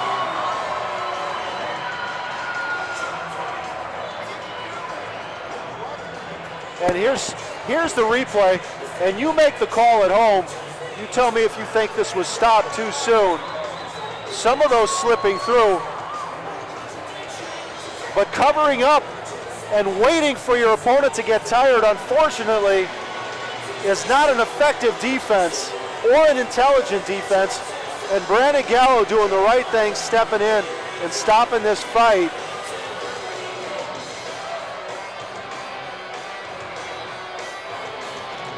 Marco Smallman moving to 3-0. Brandon Johnson not happy about the way things worked out here on his return. Hopefully we'll see him back a lot sooner this time so he can watch this taste out of his mouth. Let's go back into the cage. Kara KO Rowe with your official TXC decision.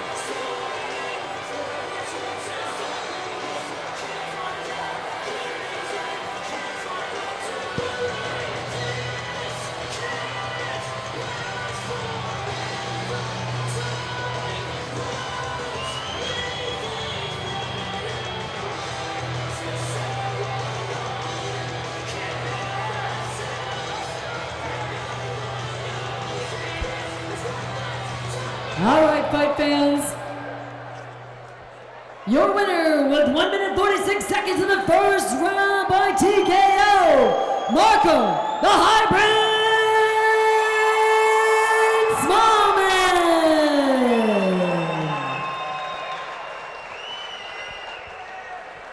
All right, Marco, congratulations, moving to 3-0. You know, talk to me about this fight. This fight, you know, he's a wrestler, and you know, he comes out aggressive, so it was all about, you know, basing off the game plan off the jab. Jab, jab, come in with the 2, and then see what he does. He did come off aggressive, so I got caught a couple times, so it was all about weathering that storm. Don't get spooked, stay in the game. And when I got that takedown, it was all mine. Were you surprised a little bit that he did stand toe-to-toe with you for a little bit?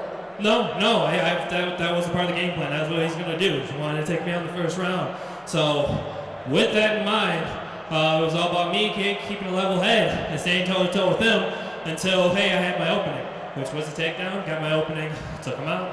Now, and how does this feel for your confidence moving forward? Obviously, he's a tough vet, and what is that like for you? It's good. You know, he's been around the block for a while, so you know, they're really good at amateur career, and you know, he's a tough pro, and it's really good. You know, not the sky, it's the stars and limits for me, so keep them coming. Keep them coming. What's next for you, Marco? Well, I don't know yet. Well, I guess we'll have to wait and see. Maybe April, who knows? So you were fighting at 180. Was this a little bit easier for you? Cut-wise, sure, but like in regards to a fight, nah, it's all the same. Every fight's tough. You know, it's just me impacting my game plan, not have them dictate me. So cut-wise, a little bit easier, but the fight was always the same. It's grimy, and it's all about me doing my job. Now, talk to me about your training leading up to this. About your coaches, your corner. Talk to me about that. I had a kick-ass training camp. I got my boxing coach right here behind me, Coach Gary Wade, working my hands. Had my strength conditioning coach, Craig Funk. All my team, Warrior Way, Fuse MMA with Big Don Richards, Mash Jim, everybody, man. If I forgot to let anybody know who they are, I'm sorry. You already have established a great fan base too. You hear a lot of people out there cheering for you. Yeah, dude, it's awesome. Having you guys out here to watch me do what I love means the world to me. You know, minus money, minus belts, minus the fame, just you guys seeing me means the world to me. So, thank you. All right, congratulations, Marco the Hybrid Smallman.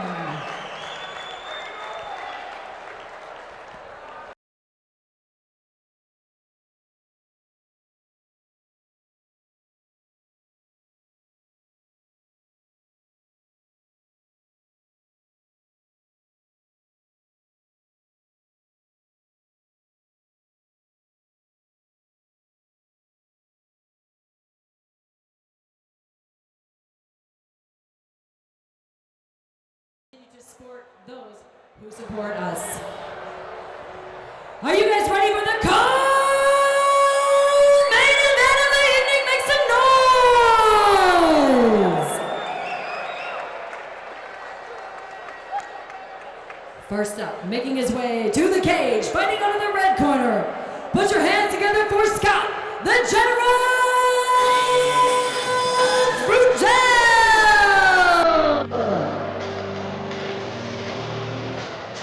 Scott Fruitel, the General, 25 years old, 6 foot 4 inches tall. Weighed in at 175 pounds, coming to us all the way from St. Louis. 5-4 as a professional mixed martial artist.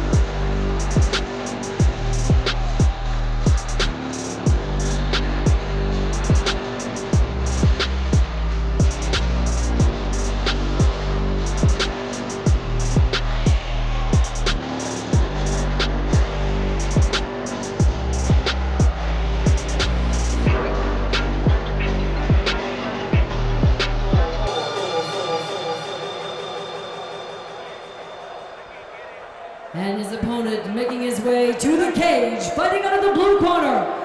Put your hands together for Adrian, the Eagle Hadribe!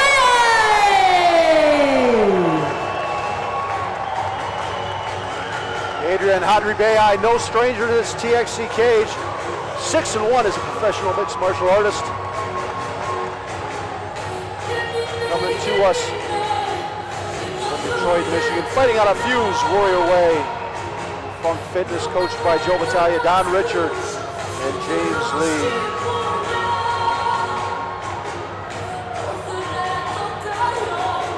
Incredibly talented karate stylist. Always exciting to watch. Put on what was one of the best fights I've seen in a long time in his loss to Kyle Popolek. Crafty Canadian coming over here and taking that TXC belt. And Adrian looking to work his way back into title contention. Scott Fruitel, just another stepping stone on that quest to regain that strap.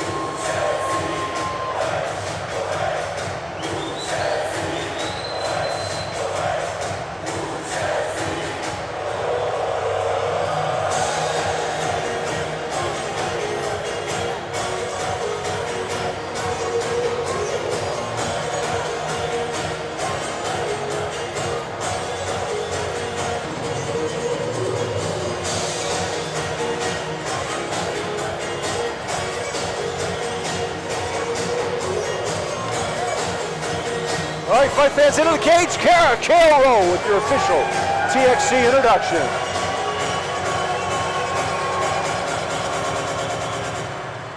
All right, fight fans, this is your main event of the evening. It is brought to you by North Shore Craft Your Lifestyle and OaklandTactical.com. To my right, fighting out of the red corner, he weighed 175 pounds, stands 6 foot 4 inches tall, comes to us with 9 professional fights representing Modern Combat Systems. Once again, put your hands together for Scott, the General Futrell!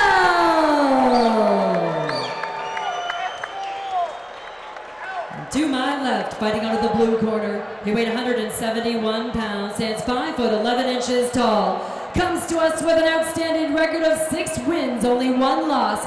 He is trained by Joe Battaglia and John Richard. He represents Detroit, Michigan, by way of Albania. Put your hands together once again for Adrian, the Eagle,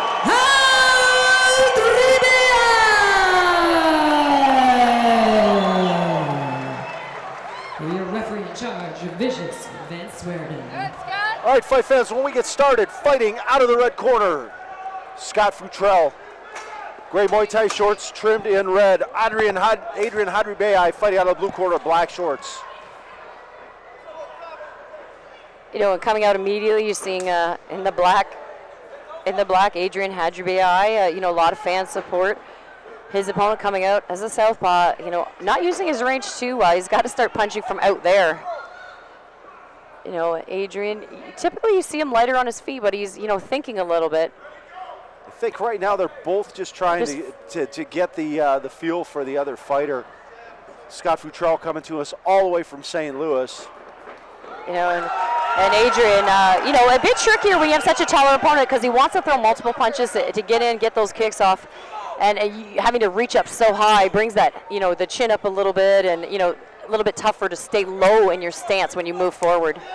Nice body kick, and I mean, it drops that overhand right, which was great, but then that hook brought him back through center. Adrian looks like he's trying to take it to the canvas. That's an aspect of him we haven't seen a lot of, but on the occasions we've watched a submission victory from him. Yeah, his last fight coming off that submission victory. I think sometimes people play a part when you hear so much of that guy's gonna knock you out. You try and mix it up a little bit. But I think the height for him, it's hard to find a training partner. You know, you wanna prepare, you wanna spar, and you're looking for guys that are 6'4" that are competing. It's very rare to find that. Well, he's doing a good job of controlling the clinch, scoring with the knees. Now Scott Futrell scoring with a few knees of his own. Nice, short, and sharp. He's got to find a solution. There he is, turning Adrian around onto the cage side. Now bringing up a few knees of his own.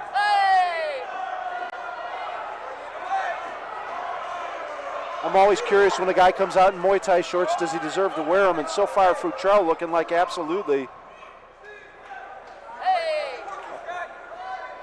You know, the height makes it difficult for Adrian as well. You know, you do a lot of different things going on. Nice takedown. Quick chop of the leg and brought it to the canvas. It's just exciting to see so much more of Adrian, you know, getting a chance to see how much he's rounding out his game. Well, he felt Futrell get a little heavy on his right leg, and he chopped that left leg out from under him and brought him down. Futrell now scooting to his back against the cage, going to try to post and stand up. Adrian needs to get his arms around his waist and suck him back out if he wants to keep it on the canvas. Looking now to sit on that thigh to keep it. Tried pulling on it, but a little too late. Got a little too high on it, and Futrell immediately back up. And Futrell tried to spin him, but Adrian took control of that, keeping his back on the cage. Futrell throws really short, compact knees that have a lot of authority behind them. And again, Adrian with the sweep. This corner's got to be pretty proud of that. Well, I'll tell you what, he's got a judo and jiu-jitsu black belt in his corner, and every time Futrell gets a little off balance or cocked to one side, twice that's happened. Twice Adrian Hadribeai has swept him to the mat. And returning the favor, not a sweep,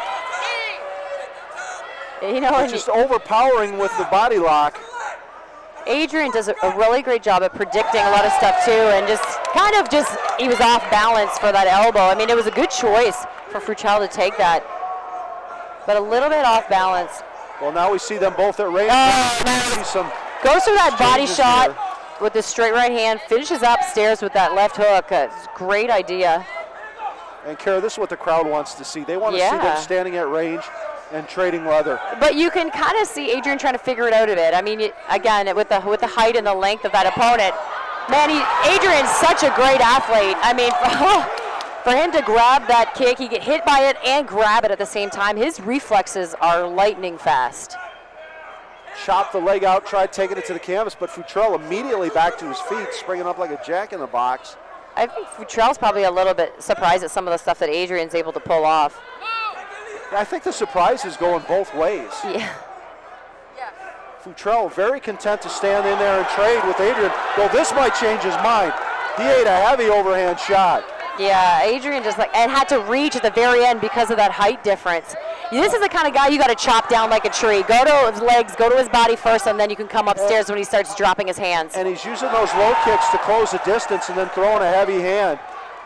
But even the heavy hands should come downstairs first before they go upstairs, just because you'll get it cleanly open. 5 minutes already. An attack in the base leg, Brad Burrick style.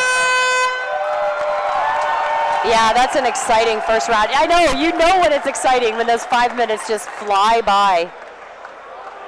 Adrian doing a good job of being very versatile, but definitely showing the moments of that elitism. I mean, you're just seeing like you get kicked, you get kneed, you catch the leg. I mean, and that wasn't because Futrell was pulling it back slowly. It was just Adrian was that fast grabbing that leg. Futrell cannot find himself out of position. No. He's either getting swept or he's getting his legs kicked out from under him. 3 times he's been a little off center, and 3 times he's found himself trying to spring back up from the canvas. Yeah, well, you're saying Adrian definitely, like as you said, capitalizing on any little error. You know, you have him just.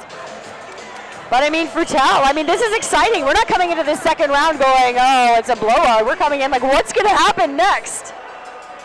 This is an exciting fight. This is the one you want for, 5 rounds. Absolutely. We're greedy. Although like our that. championship fight coming up, no slouch either. That's going to be a barn burner. Yeah, definitely. We're going to be excited to have that full fight. All right, here we go. Out of the red corner, we have Scott Futrell, and out of the blue corner, Adrian Hadjibeai in the black compression. Futrell does a good job of using the reach and length advantage. Well, he does a great job of just keeping Adrian thinking, right? He puts something out there to keep him thinking, and Futrell just sitting in the pocket there. Adrian kind of coming a little bit wide with that overhand right. He's got to dip out to his left a little bit. And when we see Adrian at his best, when he's throwing these combinations, they're coming off of angles, not straight in and out. That's a little concerning. Yeah, but I think it's just figuring out to close the gap. Nice check hook. I think it was a little bit balanced too, because Futrell was spinning, but Adrian, doing a good job. The more he continues to be accurate like this, the more confident he's going to get. Futrell doing a great job of that range. Just throw a rangefinder, throw a jab out there, throw a kick out there. And all other things aside, if I could grow hair, it would look like Futrell. We're glad you can't. I am so envious. I don't want to see that on you. You're just a hater. Oh, great job throwing the hook upstairs and the leg kick downstairs off the same side. Really putting a lot together. But he What was that? He overthrowing. I mean, it's hard to snatch your punches back if your feet aren't with you, and he overshot his feet on that point. And he got counterpunched, and he gave up a body lock on the side of the cage against a guy who knows how to use his knees. Well, sometimes it happens when you want to send a message or, try and land that big shot. You are always going to throw yourself out of position. And is it worth the gamble is the question you kind of ask yourself. Oh, looking for another hip toss there. How much time has he been spending on a grappling mat? Oh, a good job. It's hard to pull those knees up that high for Adrian. He's getting it right into the gut. And responding, Scott Futrell with those knees as well.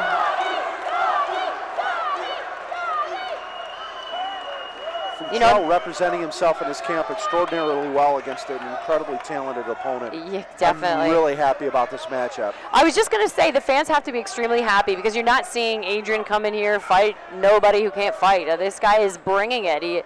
He's coming in with essentially no fear of Adrian either. No, none at all.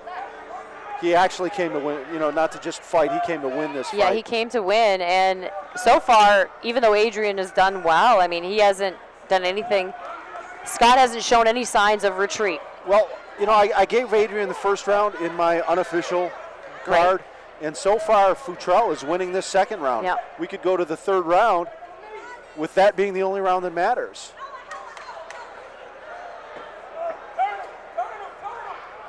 And when you have such a taller opponent than you and he's putting his weight on you, that just becomes exhausting over time. 15 minutes of carrying around double your body weight is a long time. Bringing those knees, and they're just responding, like no one doing enough damage to stop the other from throwing. No, and the thing in this position, Adrian's knees really aren't going to do a lot. Futrell's over time are just brutal because they're attacking the muscle between the muscle. Right, and here we go, back to their feet. We're going to see that standoff. You can see Futrell kind of wide mouth open, breathing a little bit, and Adrian constantly looking for that kind of looping right hand. He's got to step with it, though, because it gets so far past his legs, he loses his balance. Early in the first round, we saw Adrian step in with a little savate kick, and that's the only time he's tried it with that nice combination. And that's great of him. Just, throw the hands as a distraction for those kicks. I mean, those body kicks pay dividends. But that's a great, he's got to throw those long 1-2s for Tal. I mean, he does a good job, and it makes Adrian stop. Because of the angle and trajectory of his height coming down, it's tough. Well, he's got Adrian standing on flat feet and not moving. And that's what I said from the opening bell. It seemed like Adrian was just catches huge. Adrian on the chin. And Adrian, from the opening bell, he wasn't moving his feet. He almost looked confused as to, the stature of his opponent. And then Futrell, once they closed on the cage, he followed it up with a nice right hand. Oh, clipped. A huge shot from Futrell. And you saw Adrian buckle. And this is where Scott should create space. Scott needs to create space and throw his hands. I mean, the fact that Adrian's still standing, I mean, he's got those big legs for, to absorb some of that, but there's no way he's got his wits about him. It's 6 seconds. And he comes in head first, throwing wide shots. Adrian's got to clean up. We know Adrian to come in, fast feet, throw a shot, get out, come back in, that in and out karate style. He is not using that right now. He is just kind of winging wild shots, hoping to clip them. That's a dangerous game to play with this guy. That was a tough round for him. The last thing I would want to do is come into a third round standing across from a guy who now you think he had no fear before. He's got all the confidence in the world. He knows he hurts you. He knows he's controlling the fight. And all he needs to do is win one round to get his hand raised at the end of the match. I wonder, if Adrian is a little confused, because we know often Adrian has his hands down going in and out. And he's got his hands higher, a little bit higher, because he's facing a taller opponent. And it seems to be something's throwing off his game. We don't typically see a flat-footed. The movement from him. We don't see. And I mean, he started at the opening bell, and we're like, he's flat-footed. We never see that. We never see him come out like that. All right, the referee ordering the seconds out. Third and final round about to get underway. If you're just joining us, Scott Futrell. This is your third and final round. Gray Muay Thai shorts trimmed in red. Adrian Hadri-Beyai black compression shorts. And this is pivotal for Adrian to keep moving his career forward to get this W against Scott Futrell. And what a precedent this sets for Scott and his future if he gets the W. Adrian leaving that kick up there a little too long, almost got it caught. See, again, Adrian, I mean, when you've got to keep your feet moving. When something's in motion, it stays in motion. You can move quicker, react quicker, throw more effective punches and kicks, but just, again, sitting kind of a little bit more. He's got to chop that body. You can't reach up, Those that shots height. of his are almost like swipes. They're not. Because he doesn't know how to adjust to that height. He hasn't worked enough with that height. It's tough. It's tough when someone is that much taller. Well, that's where you just go right to the solar plexus. You go to the sternum. You keep it downstairs a little bit. Looking for an outside leg trip again. Successful with it in the first round. Not so much in the second. Need to see him keeping busy and trying to keep Frutel off balance. Frutel, though, just doing a great job on the side of the cage here, not eating much damage. See, and I feel like the Adrian we're used to seeing would find separation here, come out and want to get back to his feet, back to his movement, you know what I mean? But with Scott, he's a little bit more cautious of that.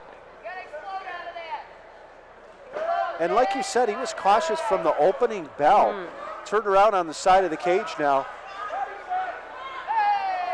Looking again for the sweep. This time he just didn't quite have the off balance he needed for it. But he does a really good job of doing like multitasking, Adrian. You know, will grab a kick, try a trip. Like he's very athletic in that way. Frutel was looking for a takedown there. Good defense from Hadri Beyai.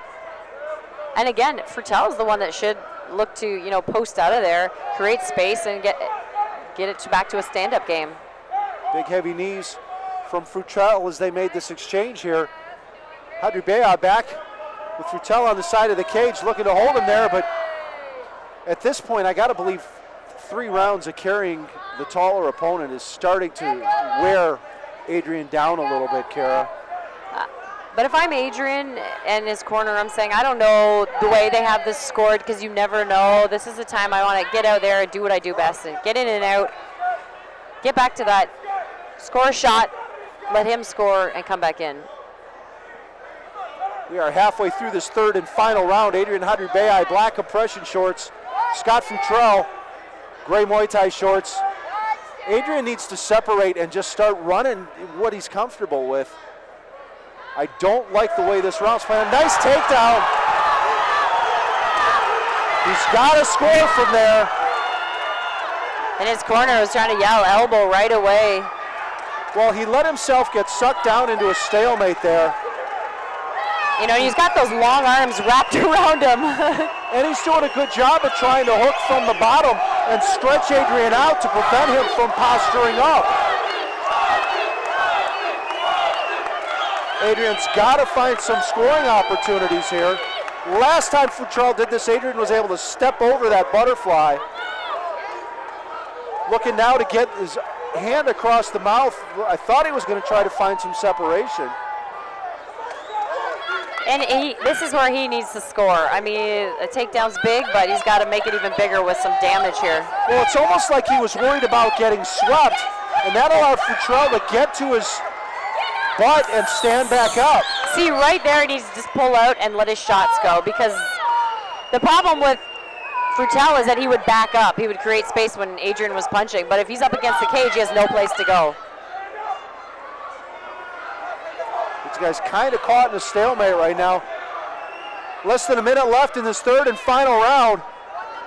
I feel I'm definitely going to the scorecards if something more doesn't happen here. Well, both of these guys need to put a cherry on top of this for the judges, because right now, if it's 1-1, this is an incredibly close round. Oh, big knee up. But with that height, I mean, Frutel bringing a knee up to Adrian's face. This is what Adrian needs to post out and just start cracking him. Looking to run the pipe now, take Frutel back down. And look, but not able to do anything with it when he gets it to the canvas. And only 17 seconds left to go in this final round. Adrian just needed to put his hands together a little bit more.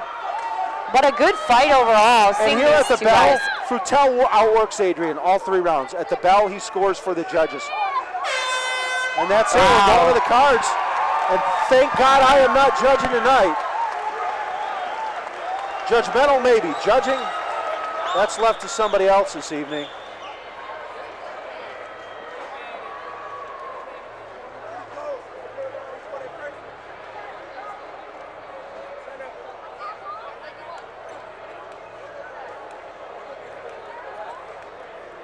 Most of these exchanges that we're watching here, very even. A little seesaw one way and the other. Adrian up on that cage side, confident in the victory.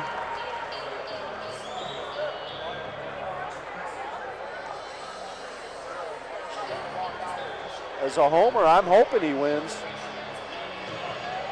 But I don't share his confidence at this point. It could go either way. We could be looking at a split decision.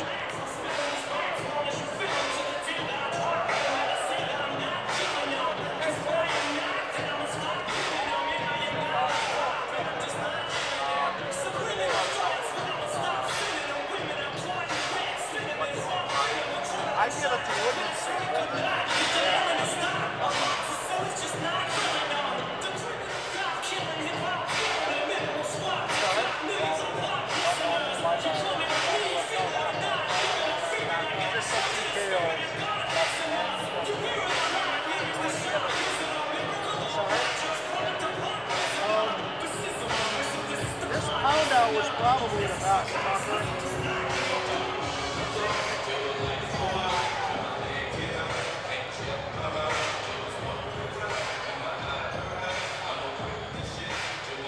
All right, fight fans, let's hear for both these fighters in the cage tonight. Make some noise.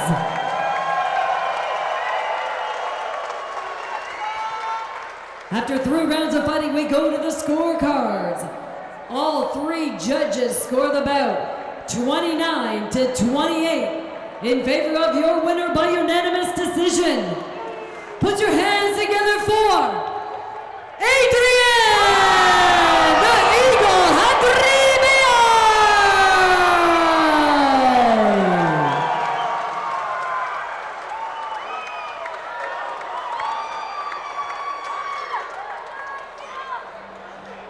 All right, Adrian, congratulations.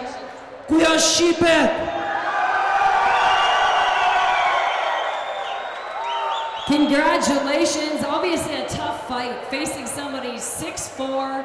Tell me about this fight tonight. 6'4" and overweight too, you know.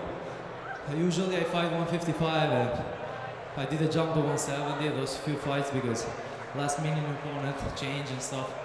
But I felt good, I went with strategy and I made work easy and done, you know. And what was the strategy coming into the fight tonight? As you see, the guy is very tall, you know. He has a lot of range on me, even because I'm faster too, but the thing is, you know, I was going like to stand and take him to the ground and keep him there. So, just to make the work done. Now, we noticed that you weren't moving as much as you usually do. How tough is it to come in here? He takes the fight short notice, and you find out a guy is 6'4", because that's someone that you have to prepare. You have to get sparring partners that are 6'4". It's tough to just come and face somebody that height. I know, yeah, it was tough because this opponent changed last week. I was prepared for someone else, but you know, I knew the range and stuff, so I did what I had to do, you know. And talk to me about your training leading up to the fight tonight. Your training partners, your team. Yeah, my training partner, my coaches, you know. There was a game plan they've been telling for me for a while after this fight was happening. So I did whatever they said, you know. So I showed my heart, you know. I tried to give everything to get this win tonight, and to make proud all my team. Yeah, talk to me about your fans. I mean, these fans, we know we have fans for you watching all over the world. And tell me about the supporters you have here tonight. Like, as you all know now, you know, I have the best crowd in town, you know, they're the most strong supporters I ever seen in my life, you know. They've been having my back since the beginning of this career. And I give a thank to all of them. And to all my sponsors here in the back, you know, like, my community has been sponsoring me and supporting me, like, you know, for a while, and it's very honor for me to represent them. All right, Adrian, when are we going to get a chance to see you back in here fighting for the 55 title? Probably next, you know. I have some plans on this year line, so I'll be back soon, you know. Next week I'm going to start training again, and, you know. We look forward to it. It's always exciting watching you fight. Thank you very much. Thank you all for coming. It means the world to me. All right, once again, the ever athletic and exciting Adrian Hadribia.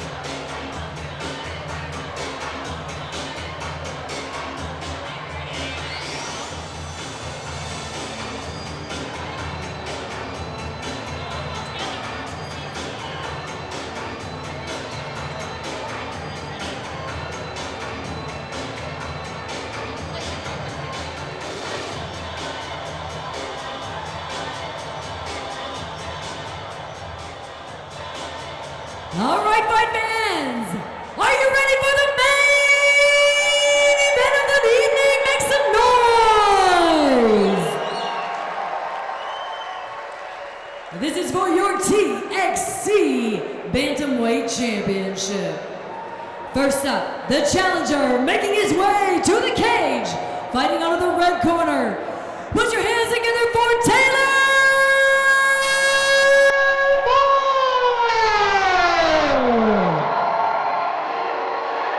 Taylor Moore, 23 years old, 5 foot 10 inches tall, weighed in at 140 pounds.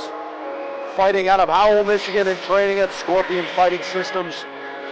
Coached by James Gray, Tim Farr, and Christian Whitmansee. 5-1 as a professional mixed martial artist. Had his professional start right here in this TXC cage. And what a nice run he's had, interrupted only once when he took a short notice fight against an incredibly talented Johnny Bedford. Johnny Bedford, probably the toughest fight of anyone in the area of his career, and Taylor took it on short notice, represented himself really well. Took a loss for his effort, and came right back after that, right back on the horse. Looking to continue that run. Take this TXC championship belt back to Howell, Michigan.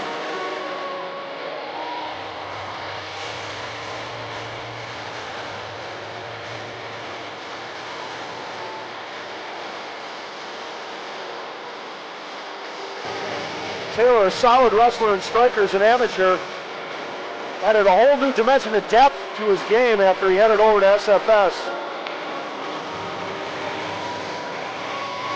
A lot of us expect big things from this kid as he moves through his career, coming into his prime right now.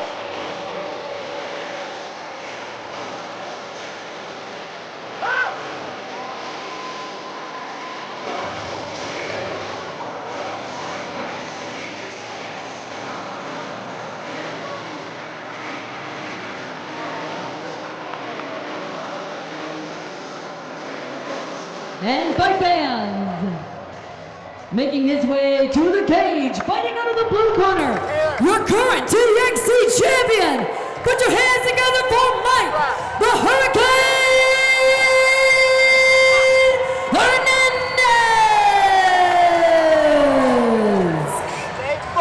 Mike the Hurricane Hernandez, 31 years old, 5 foot 5 inches tall, weighed in at 135 pounds, fighting out of Clinton Township, Michigan.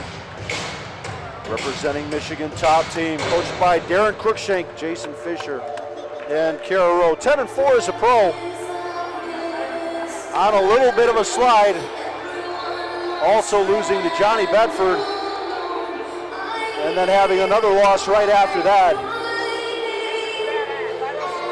They're looking to right that ship and retain that belt here in the TXC cage. Folks, I don't know what you thought about the rest of the card, but this one fight alone is worth the price of admission. I have been waiting for this fight for weeks.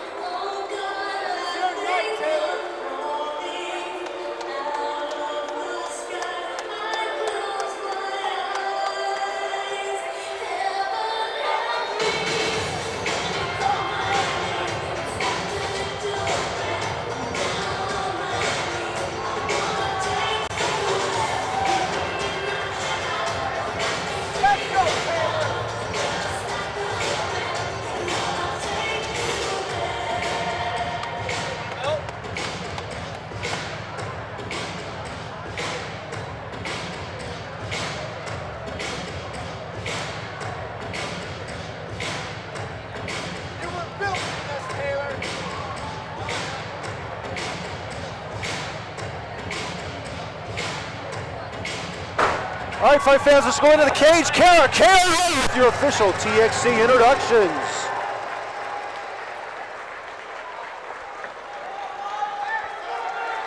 All right, fight fans, this is your main event of the evening. It is for the TXC Bantamweight Championships. The challenger to my right, fighting out of the red corner. He weighed 135 pounds, stands 5 foot 10 inches tall. He comes to us with an outstanding record of 5 wins, only 1 loss.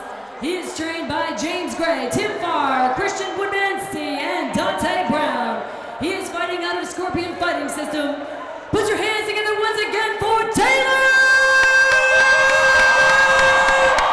Moore!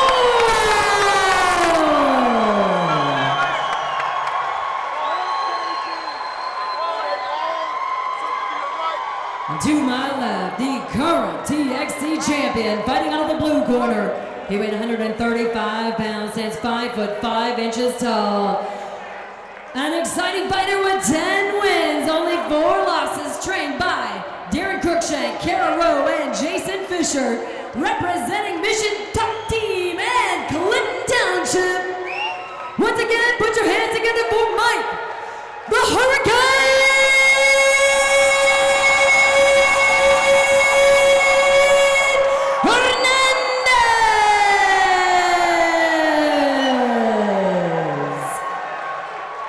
This will be 5 5-minute rounds, and your referee in charge is Brandon Gallo. All right, gentlemen, we went through the rules backstage. I want a clean fight.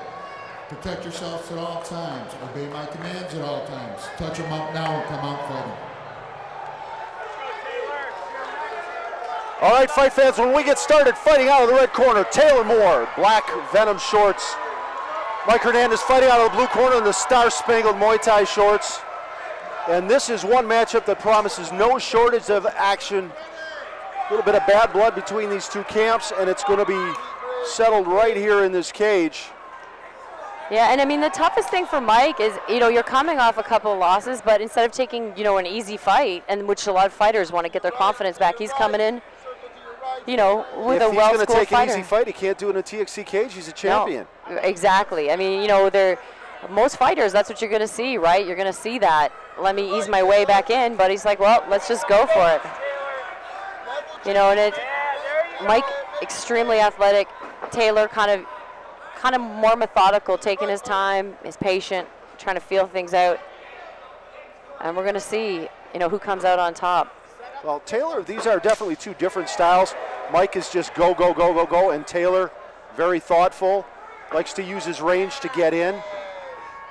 Yeah, and we're going to see, Mike doing a good job of finding the range on Taylor as opposed to the other way around.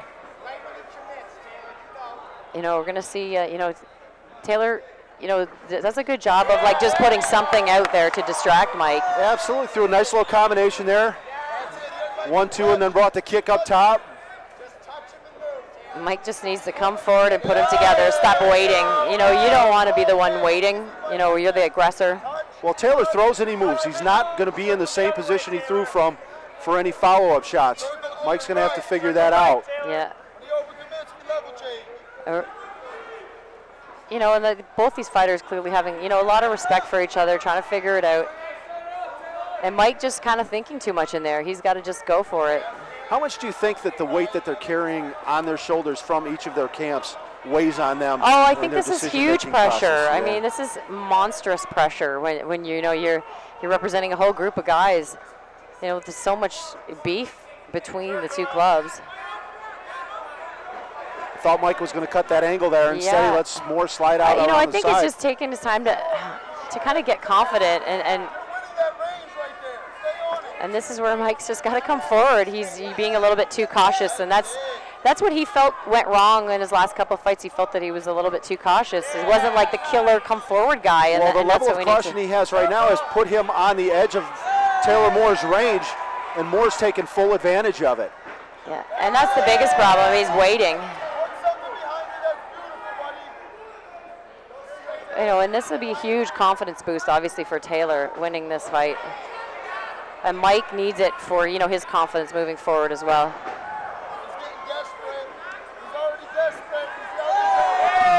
Taylor just standing at the outside of his range and scoring pretty effectively. Yeah, he's got it. In and out. Mike's got to find a solution for this. Yeah, well, he's just got to come forward. You know, he's just taking too much time to get comfortable. He's just got to, his comfort level is come forward and attack, you know.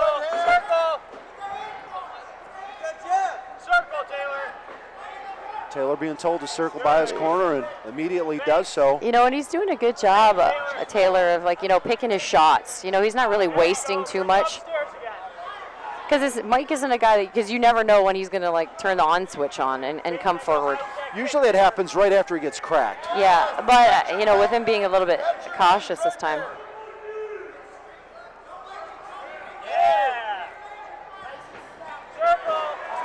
Now coming forward and landing a shot there.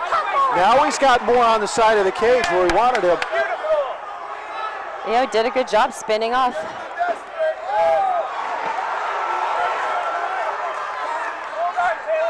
You know, and the one thing Mike wanted to do with this fight is mix it up. You've seen him throw a lot of kicks. You know, he's taking Taylor down.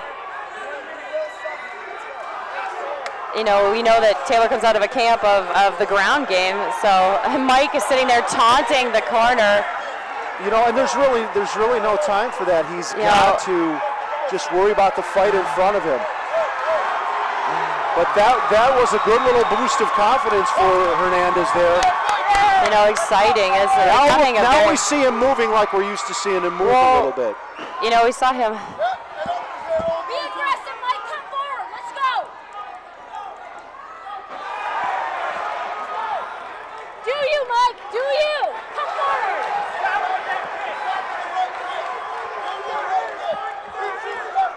Mike now finding his sea Do legs. you, Mike? You come forward. Let's go to war. Let's go. Caught a couple of those kicks and then responded with overhands on him. 10 seconds.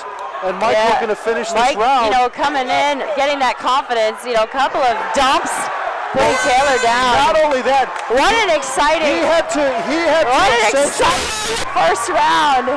He had to accentuate for the judges also because Taylor Moore controlled the first half of this fight. And both of these guys go back to their corner thinking they won, and I got no clue. I don't. Like, you know, Taylor won the first half, Mike won the second half. How much time, you know what I mean? It's one of those where... Well, this is what you want championship fights made of. Oh, yeah. Both high-level guys, incredibly talented.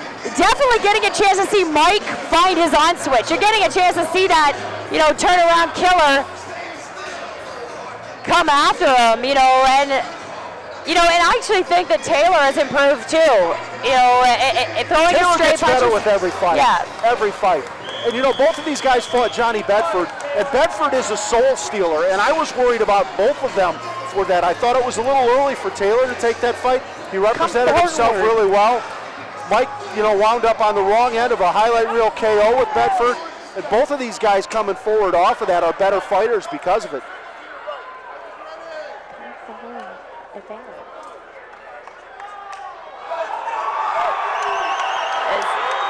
And what, you know, this is, like you said, a championship fight. You see an up-and-comer with the one who's kind of done it. Taylor, you know, the one thing, we'll see his response when he gets hit and backing up a little bit now, so kind of changing the tide a little bit. Mike getting into his kill mode. Oh, clipping Taylor with a right hand. He's just got to step into it a bit more. Mike's fast feet posting out. See, that's where Taylor's getting desperate, looking for the shot from way outside. What has changed between halfway through the first round and that second half of that first round, Mike now has Taylor fighting Mike Hernandez's fight. Yeah, definitely. And he needs to get back onto his game plan, or it's going to be a short night for him. Oh, what a beautiful sprawl. Very good job, you know. Good job putting that hip down, now into the front headlock. Got that elbow a little deep, trying to take the back without setting up. Punch. Oh, on the way up, and he has rocked him. This is the Mike we're used to seeing. This is where he found himself. Taylor landing that right hook on Mike, you know, but Mike's response, just stay there. Sit in the pocket, let's go. Taylor needs to start pumping that jab again and putting it out there because of that range makes it difficult, and a southpaw makes it difficult. Mike's got to keep putting his foot on the gas, coming forward. You know. Don't wait, Mike. We're barely a minute into this first round, minute and a half in the second round rather, and the crowd really started to get in it, potentially 3 more rounds following this. Oh, from Taylor Moore. Looked like it caught Mike on the arm, but the judges are going to love it. Yeah, for sure. I mean, and the more variety he sends, the more Mike gets flat-footed, the more Taylor has the advantage. And Mike again. And that's where he's got to just swing on Taylor, because he doesn't like to get hit. You got to just swing and let your hands go. See, Taylor's best when he can circle back into the center of the cage and control the range. Mike's got to just keep coming forward. He's got to use that footwork we saw from him early in the first round where he circled off and did not let Mike cut the angle. Mike able to find that angle several times, pin Taylor on the side of the cage and score at will because of it.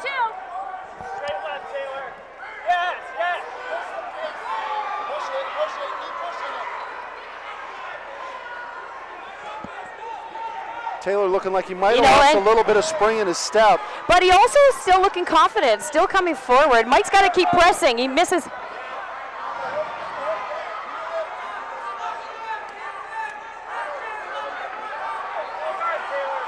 And here we go, Mike on top. Mike on top again. Mike does a good job of crowding the hips and dropping heavy hands. Yeah, he's good. And that is how you open the guard. Mario Sperry said the way you open the guard is you punch a guy. He has tremendous speed too, which, you know, makes it difficult. Look, it's really hard to block a million punches coming at you. But, you know, Taylor has a lot of success on the ground.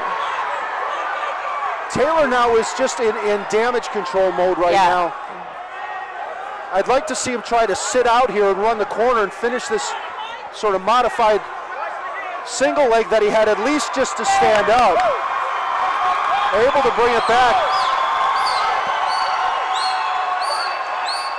Taylor's starting to like squint his eyes when he throws that two. He's got to just go right back to his like aggressive self throwing that two. Come forward, Mike. Bring your feet. Let's go. Hernandez has shown over all of his amateur and professional fights that he is not afraid to take a punch.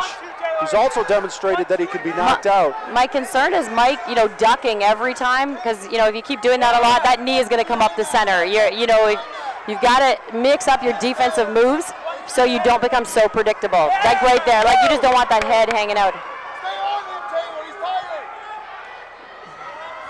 What I like about Moore is his composure. Oh yeah, it doesn't matter how much trouble he's in, he just completely relaxed, goes right back to, you know, the basics. Afterwards he settles back into trying to fight his game.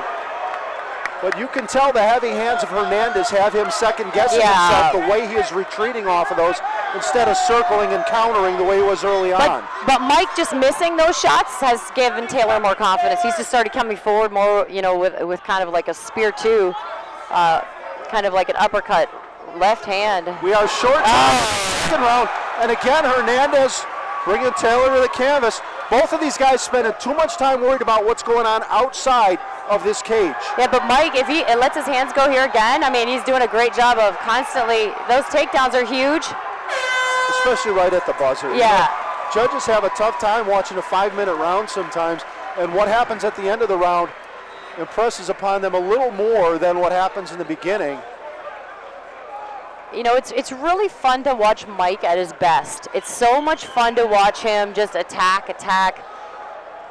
be like a Wolverine, just come forward, doesn't matter who's in front of him. And then it's kind of neat to watch Taylor, you know, being so relaxed, you know, come right back to center, demand the center of the cage, and just kind of be chill about it. You know, that's the neat thing.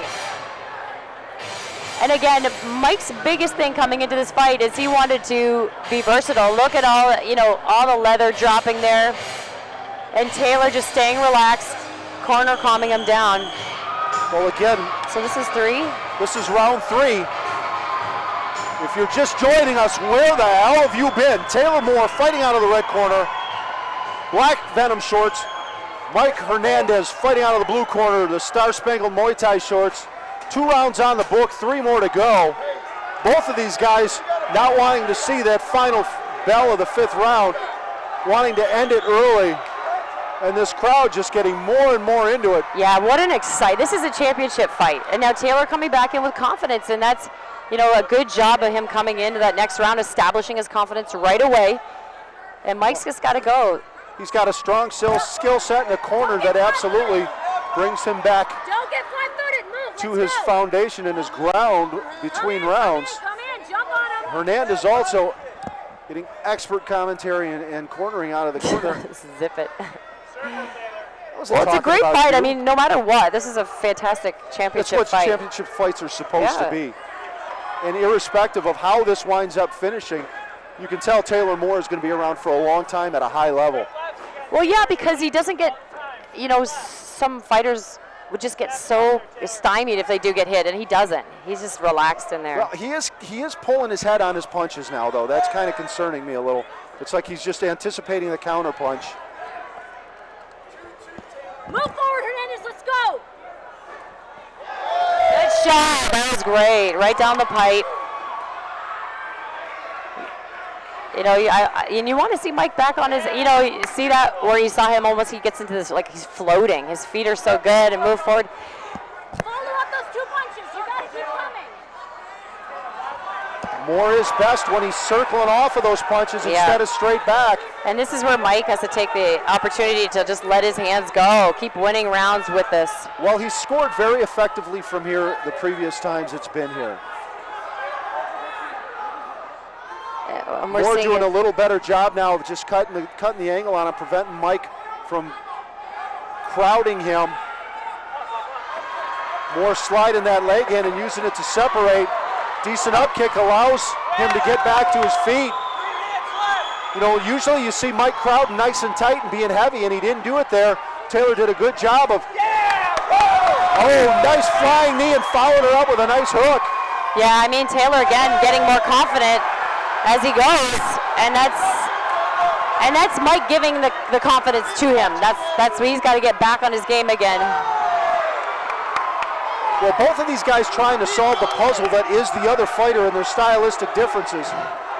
The first 2 rounds, it was Hernandez getting the better of it, and right now, Taylor Moore spinning that Rubik's Cube and coming up with 6 matching sides and putting together some really nice combinations. You know, and that's great. Like Mike's footwork getting better, and Taylor, this is where, you know, he retreats, but he punches right off the cage, which is great. Taylor doing a great job of punching off the cage. The challenge is when he's landing, he's very confident. Mike scored with that heavy Superman, and immediately, instead of circling, Taylor Moore was back to moving laterally and wound up on his back again because of it. Now, the last couple of times he's been there, he's done a much better job of not taking damage. Looking to his corner, getting expert advice on how not to wind up on his flat back. But Mike Hernandez absolutely relentless from this position and just strong as the day is long. Moore posting, trying to stand and trying to score. Not much behind these. Both of these guys content right now just to regroup a little bit. What I like about Moore, again, is the composure, not trying to force something there, but coming up at a little angle and giving up the body lock. Got to watch the knee and got to watch. Well, what are the new rules? 3 points down? I thought there's new rules about this. Correct. Okay, well, thank you for that I'm sorry. Immediate answer. No. I was trying to watch the action. It looked like it was going to transition. Oh. Hernandez doing a good job that time with the whizzer. Now looking for a shot of his own. And Mike Hernandez doing a good job. Such strong takedown defense. I mean, it's been a long time since he's been taken down effectively. Yeah, he stuffs it so well. Well, he's compact to begin with. It's hard to get in on him, and he's so good at pulling his hips back. Yeah, you know, and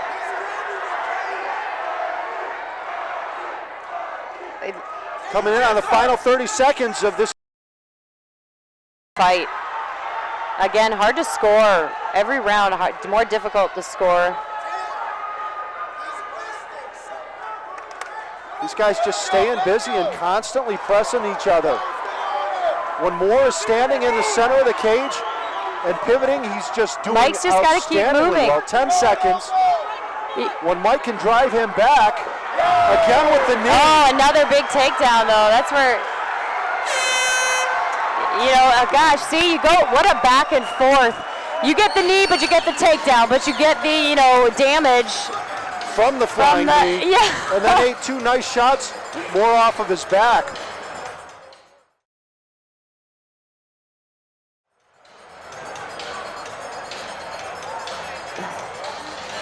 Well, you see Johnny Bedford there in the corner of Taylor Moore. Obviously friends after their little fight, and then we go back to I don't know if there's as much that they're friends or there's just so much bad blood between Bedford completely. and Hernandez. You know, Mike with a lot of great takedowns. I think the thing with Taylor being so relaxed is going to help him in these later rounds with those wins too. Mike just looking tired.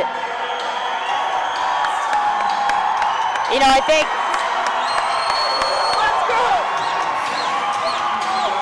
All right, fight fans, we are into the deep water, the championship rounds here. 4th round. This title fight underway. Both of these guys leaving it all in the cage. I don't care what side of this fight you want to be on. Yeah. This is just absolutely outstanding. Yeah, it's an exciting fight. A 4th round out of 5 rounds. The TXC title. You know, Mike just got to... Moore is picking his shots. Attack, more than two. With those flying knees. More than two. Again, Let's he's go. pivoting again. Put them together, Mike. Turning around the corner, using his legs a lot more the beginning of this 4th round.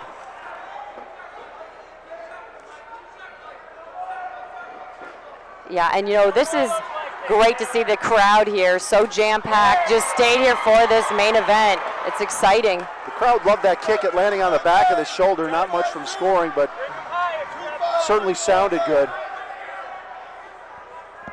Do you, Mike? Attack. Let's go. Oh, what's happening? I always said it, when you come forward when you just keep doing that nonstop, it's got to be effective. Mike does that when he has trouble getting inside. When he's kept on the outside of the range, he does things like that. And that to me is an indication that, you know, at this point, at least at the beginning of this round, he's having a little trouble figuring out how to get in on Moore. Yeah, and I mean, but that just takes that double jab. Just get you in there with that double jab. Push yourself in off your back foot. Double jab your way in and hit that loop. Let's go. Again, Moore standing in the center of the cage. I got to wonder at this point how much of that is the result of fatigue starting to set in. Yeah, and I mean, he's just got to go back to himself. You know, a lot of times the way he fights best is not giving anyone any credit in front of him. And that's what he's kind of come back to. He's demonstrated that he can take a shot. Yeah. And he's demonstrated that he can punch coming forward. So if he will simply do both, he can start scoring again. Taylor does a good job because he mixes it up, right? So, you know, it kind of keeps him guessing as to what it's going to come. And he's compact and very efficient with all of his shots also. That's going to serve him well as we get into this 5th round. And Mike's just not pulling the trigger, and that's what he's got to do. He's got to get in there and pull the trigger. Let his hands go. It's like, you know, you often see guys take a round off, and that's kind of, seems like he's taking that round off. Well, he's got to be careful thinking like that because Moore is capable of shutting the switch, shutting the lights off on an opponent, as is Hernandez. You got to come in and double it up, Mike. Double it up, not just one shot. Let's go. Well-timed double leg there. Now we've seen Moore take a different approach to dealing with these takedowns, and this is more of the same. Looking now to get his arms joined together, but letting Hernandez come around the corner there. He can use that headlock to stand up. He's just got to be real careful that he doesn't hold on to it for too long.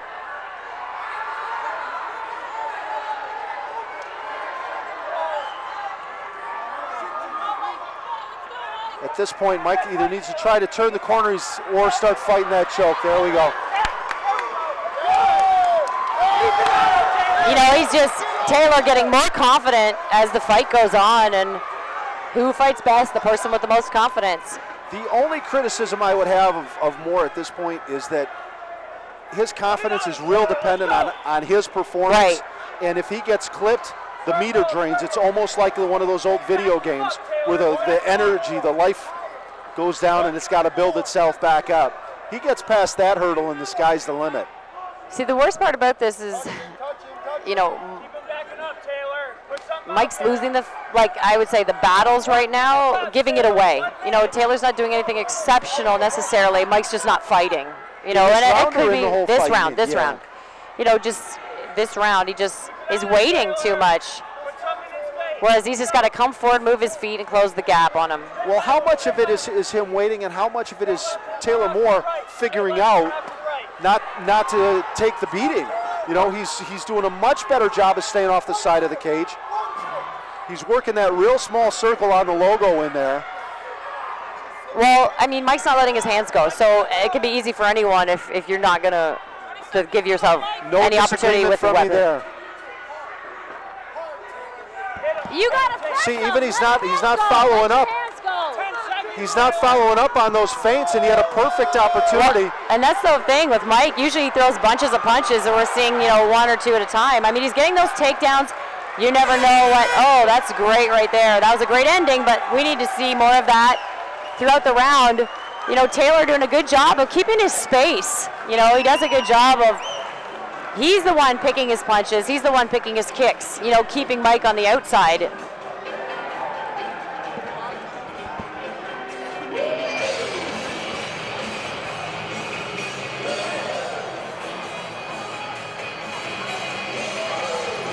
This is the last round. Mike's got to want it. Taylor's got to want it. Both of these guys have to fight like it's the last round of their career. They got to go out there and see how bad they want it.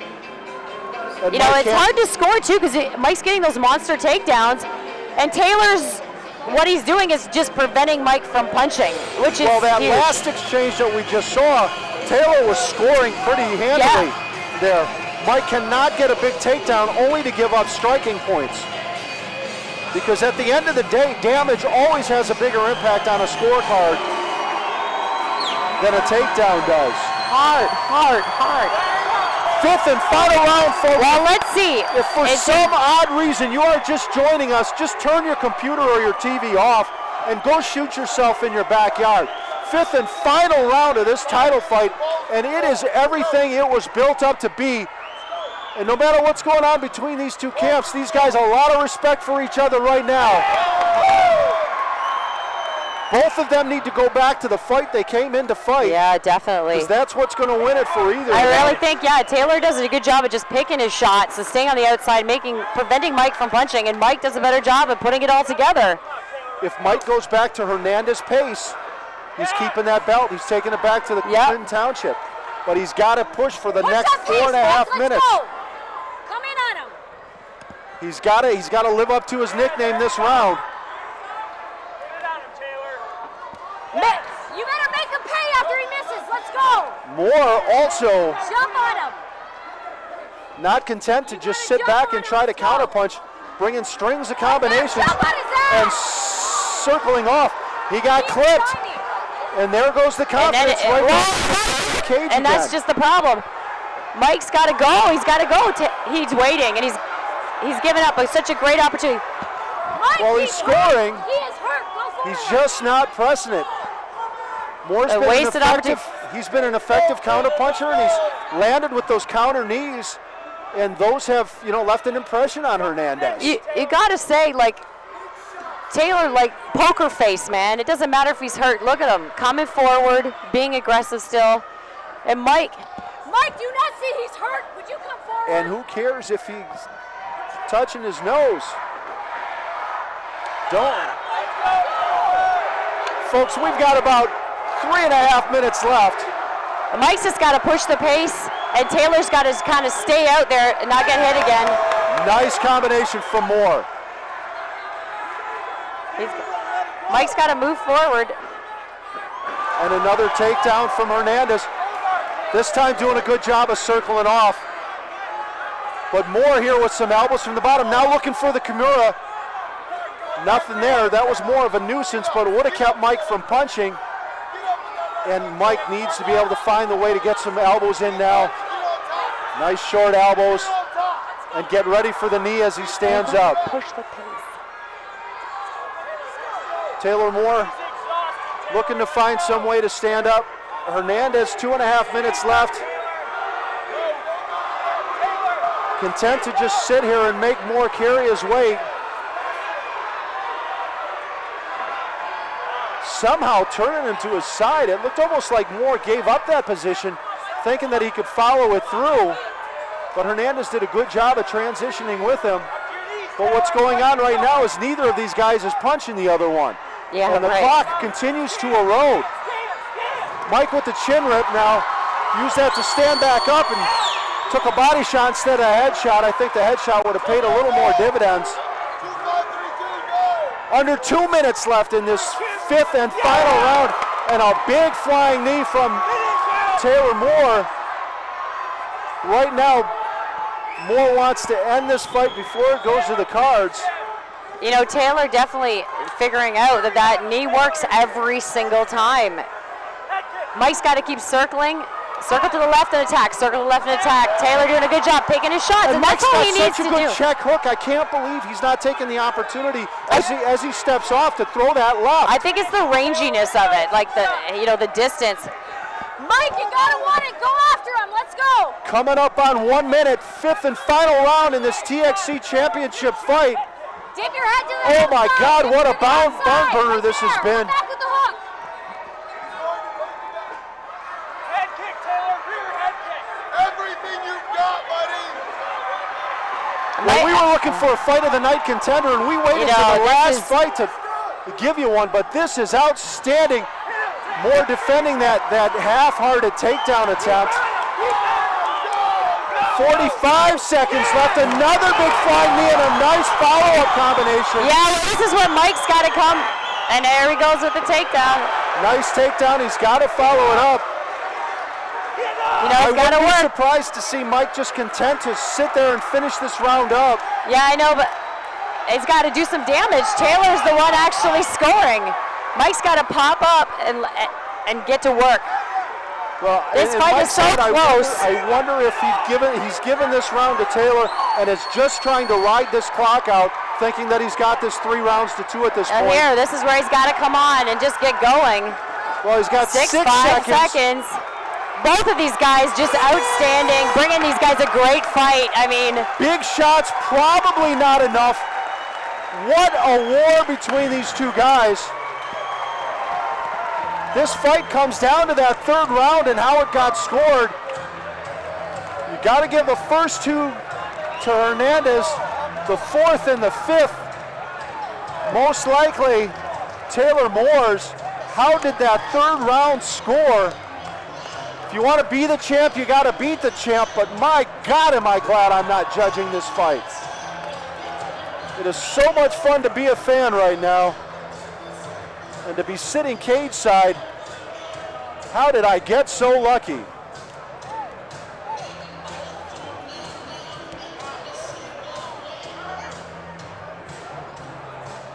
What an incredible championship battle.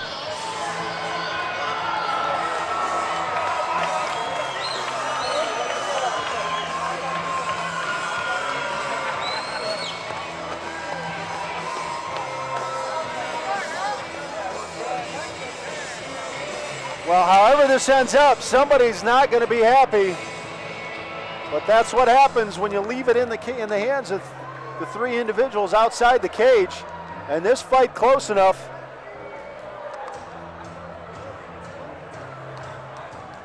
What a fight. Are you getting tired of commentating? What a fight. All right, fight fans, it looks like now they're still doing math on this 5-round fun fest we just went through.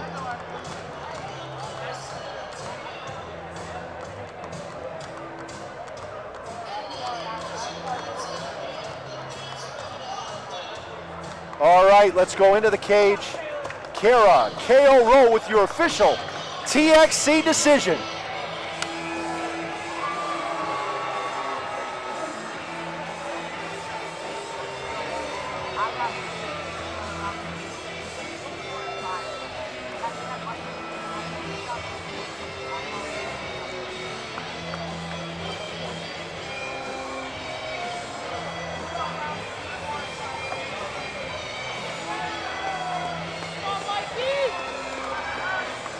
All right, fight fans.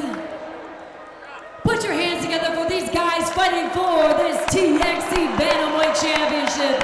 An outstanding fight for TXC.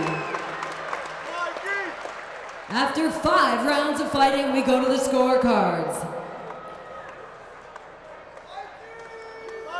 Judge Van Thurnout scores the bout 48-47 Hernandez.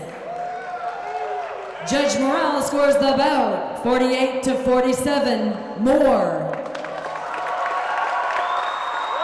Judge Steckel scores the bout 49-46. All in favor of your winner by split decision. And still, the TXC Bantamweight Champion, Mike Hernandez!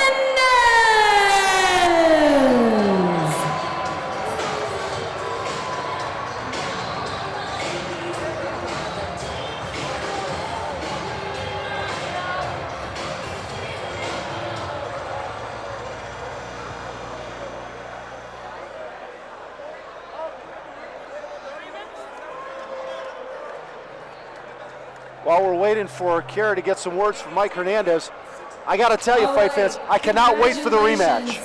Mike retaining your TXC title. It was an outstanding fight for the crowd to watch. I know it is tough. This is what people have to understand. You're coming off a loss. Anyone would take an easy fight to move forward, and you said, no, I want to take on this tough young guy in Taylor Moore, and he brought it. He really brought it. It was fantastic. How do you feel right now?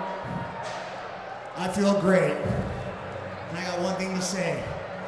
Are you not entertained? It was exciting. I mean, it was outstanding from both of you. Your preparation leading up to this fight. How difficult was this fight tonight? My head has been screwed up. I had 2 losses in a row. This training camp probably was my hardest training camp to stay focused. I didn't train as hard as I should have because I was just so down and so negative in my mind, and not believing in myself anymore. But I just had people coming up to me and saying they still want me to keep going. All my teammates around me, they just said that I have not been the same in the gym, and I have not been the same in the cage because I've just been so hesitant and not fighting like myself. In this fight, I still didn't really fight like myself, but I'm just happy I got the win, and I did it for everybody out there. And I'm sorry I didn't keep the hand safe. I messed my hand up in the second round again, my right hand. I just wish I could have threw more hands, but I had to do what I had to do to keep get my winning streak back. And what does this do for your confidence, Mike, taking this W tonight? You know what? I still got a lot more stuff to train in the gym to make me more confident. And you all know that I just want to entertain you guys out there, so I just hope next fight I can do a lot better job of that. And who do you have to thank for your training tonight and your fans? The person standing right next to me, Carol. You're a beautiful person and beautiful inside and out. You believe me more than anybody. And Cody Stamen, Jason Fisher, Jesse Bazzi, Manib, all you guys, man, at Michigan Top Team. Roy, I can't say all you guys, man, because you guys are all amazing, and they all just tell me all the time they don't want me to stop. I'm just happy I won because I don't know what would have happened if I would have lost. I might not have kept fighting, and I'm just happy to stay with my team and stay with my brothers. And my father and my dad, I love you guys so much because they want me to do, they just don't like watching me lose, and I wanted to get this win for them. RMH Construction, thank you so much. Michigan Top Team, Patino Diet, thank you. Everybody, I love you guys. Everyone here, I just love you. Congratulations, Mike. We can't wait to see you in the cage. And thank you, TXT, for giving me another shot in the cage and making me your main event. I hope I can do a better job next time performing for all of you. And all the Marines, you guys are amazing. All the Army, Navy, you guys all fight for my country. I love you guys more, and I think hopefully everybody out there starts loving our country more because these men fight and die for it every single day. Start loving this country more and start believing in these men that fight and die for us every single day. That beautiful man right there. Raise your hand up, brother. You are the man. You're my hero. Congratulations, Mike. All right, and your winner of Fight of the night. We have our fighter here from Oakland Tactical. Here you go, Mike. Congratulations once again. Fighter of the night. And Scorpion Fighting System and Michigan Top Team, they're both great gyms. Hopefully we can just settle everything. You guys all stop fighting. They're both great gyms. Let's make Michigan great and come together and let's start taking over the UFC together. Mike, you guys are the fight of the night from Oakland Tactical. Here you go. I want to get a chance to talk to Taylor Moore as well. Taylor, what an outstanding fight. You get better and better every time we see you. You used so much in your arsenal tonight. You know, you put on a great, outstanding fight. What are your thoughts on the fight tonight? I had a blast. I hope everybody enjoyed it. Mike's a tough-ass dude. I had a blast out there. We're definitely the two top teams in the state. They're monsters, we're monsters. I had fun. I want to thank all my sponsors, all my family and friends that came out to support me, all my coaches. I just had a blast. I hope everybody enjoyed. I'm not upset about it. It was a tough, close to call. I had a blast. I'll go home just happy as I came. Yeah, and what does this do for your confidence too, Taylor? We know you fought some tough fights. You've taken on tough people right from the jump. What does this do for you moving forward? Well, I know I can hang with anybody. I mean, I got heart, and you know, I'll grind until the end, win or lose. I'm always here to fight, and I'll always show up to fight. And tell me about your training leading up to the fight tonight. I actually started out the real rough training camp. I sprained my ankle right at the beginning of it. I just got over strep throat, and I got a car accident today. When did you get over strep throat? But I had a pretty good training camp other than those setbacks. I went down to Texas for 5 days to train with Bedford. Craig Funk put me through hell of a workouts, and all the guys at SFS put me through hell of a workouts. I was in good shape for it. Just didn't get the win tonight, and I had fun. I hope everybody else enjoyed it. All right, well, congratulations again. You guys were the fight of the night, so here's a presentation from Oakland Tactical. Thank you, Taylor, for a fantastic show. Once again, thank you to all the fans out there. And again, SFS, Michigan Top Team, a hell of a main event. Thank you guys so much for joining us tonight. We really appreciate it. Thanks to Joe Battaglia, Stephanie Battaglia that put on this fantastic show.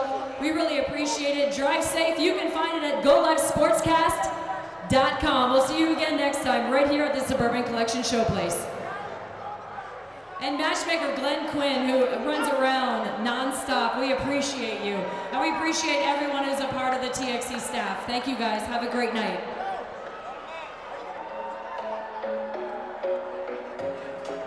All right, fight fans, thanks for joining us. Quick recap.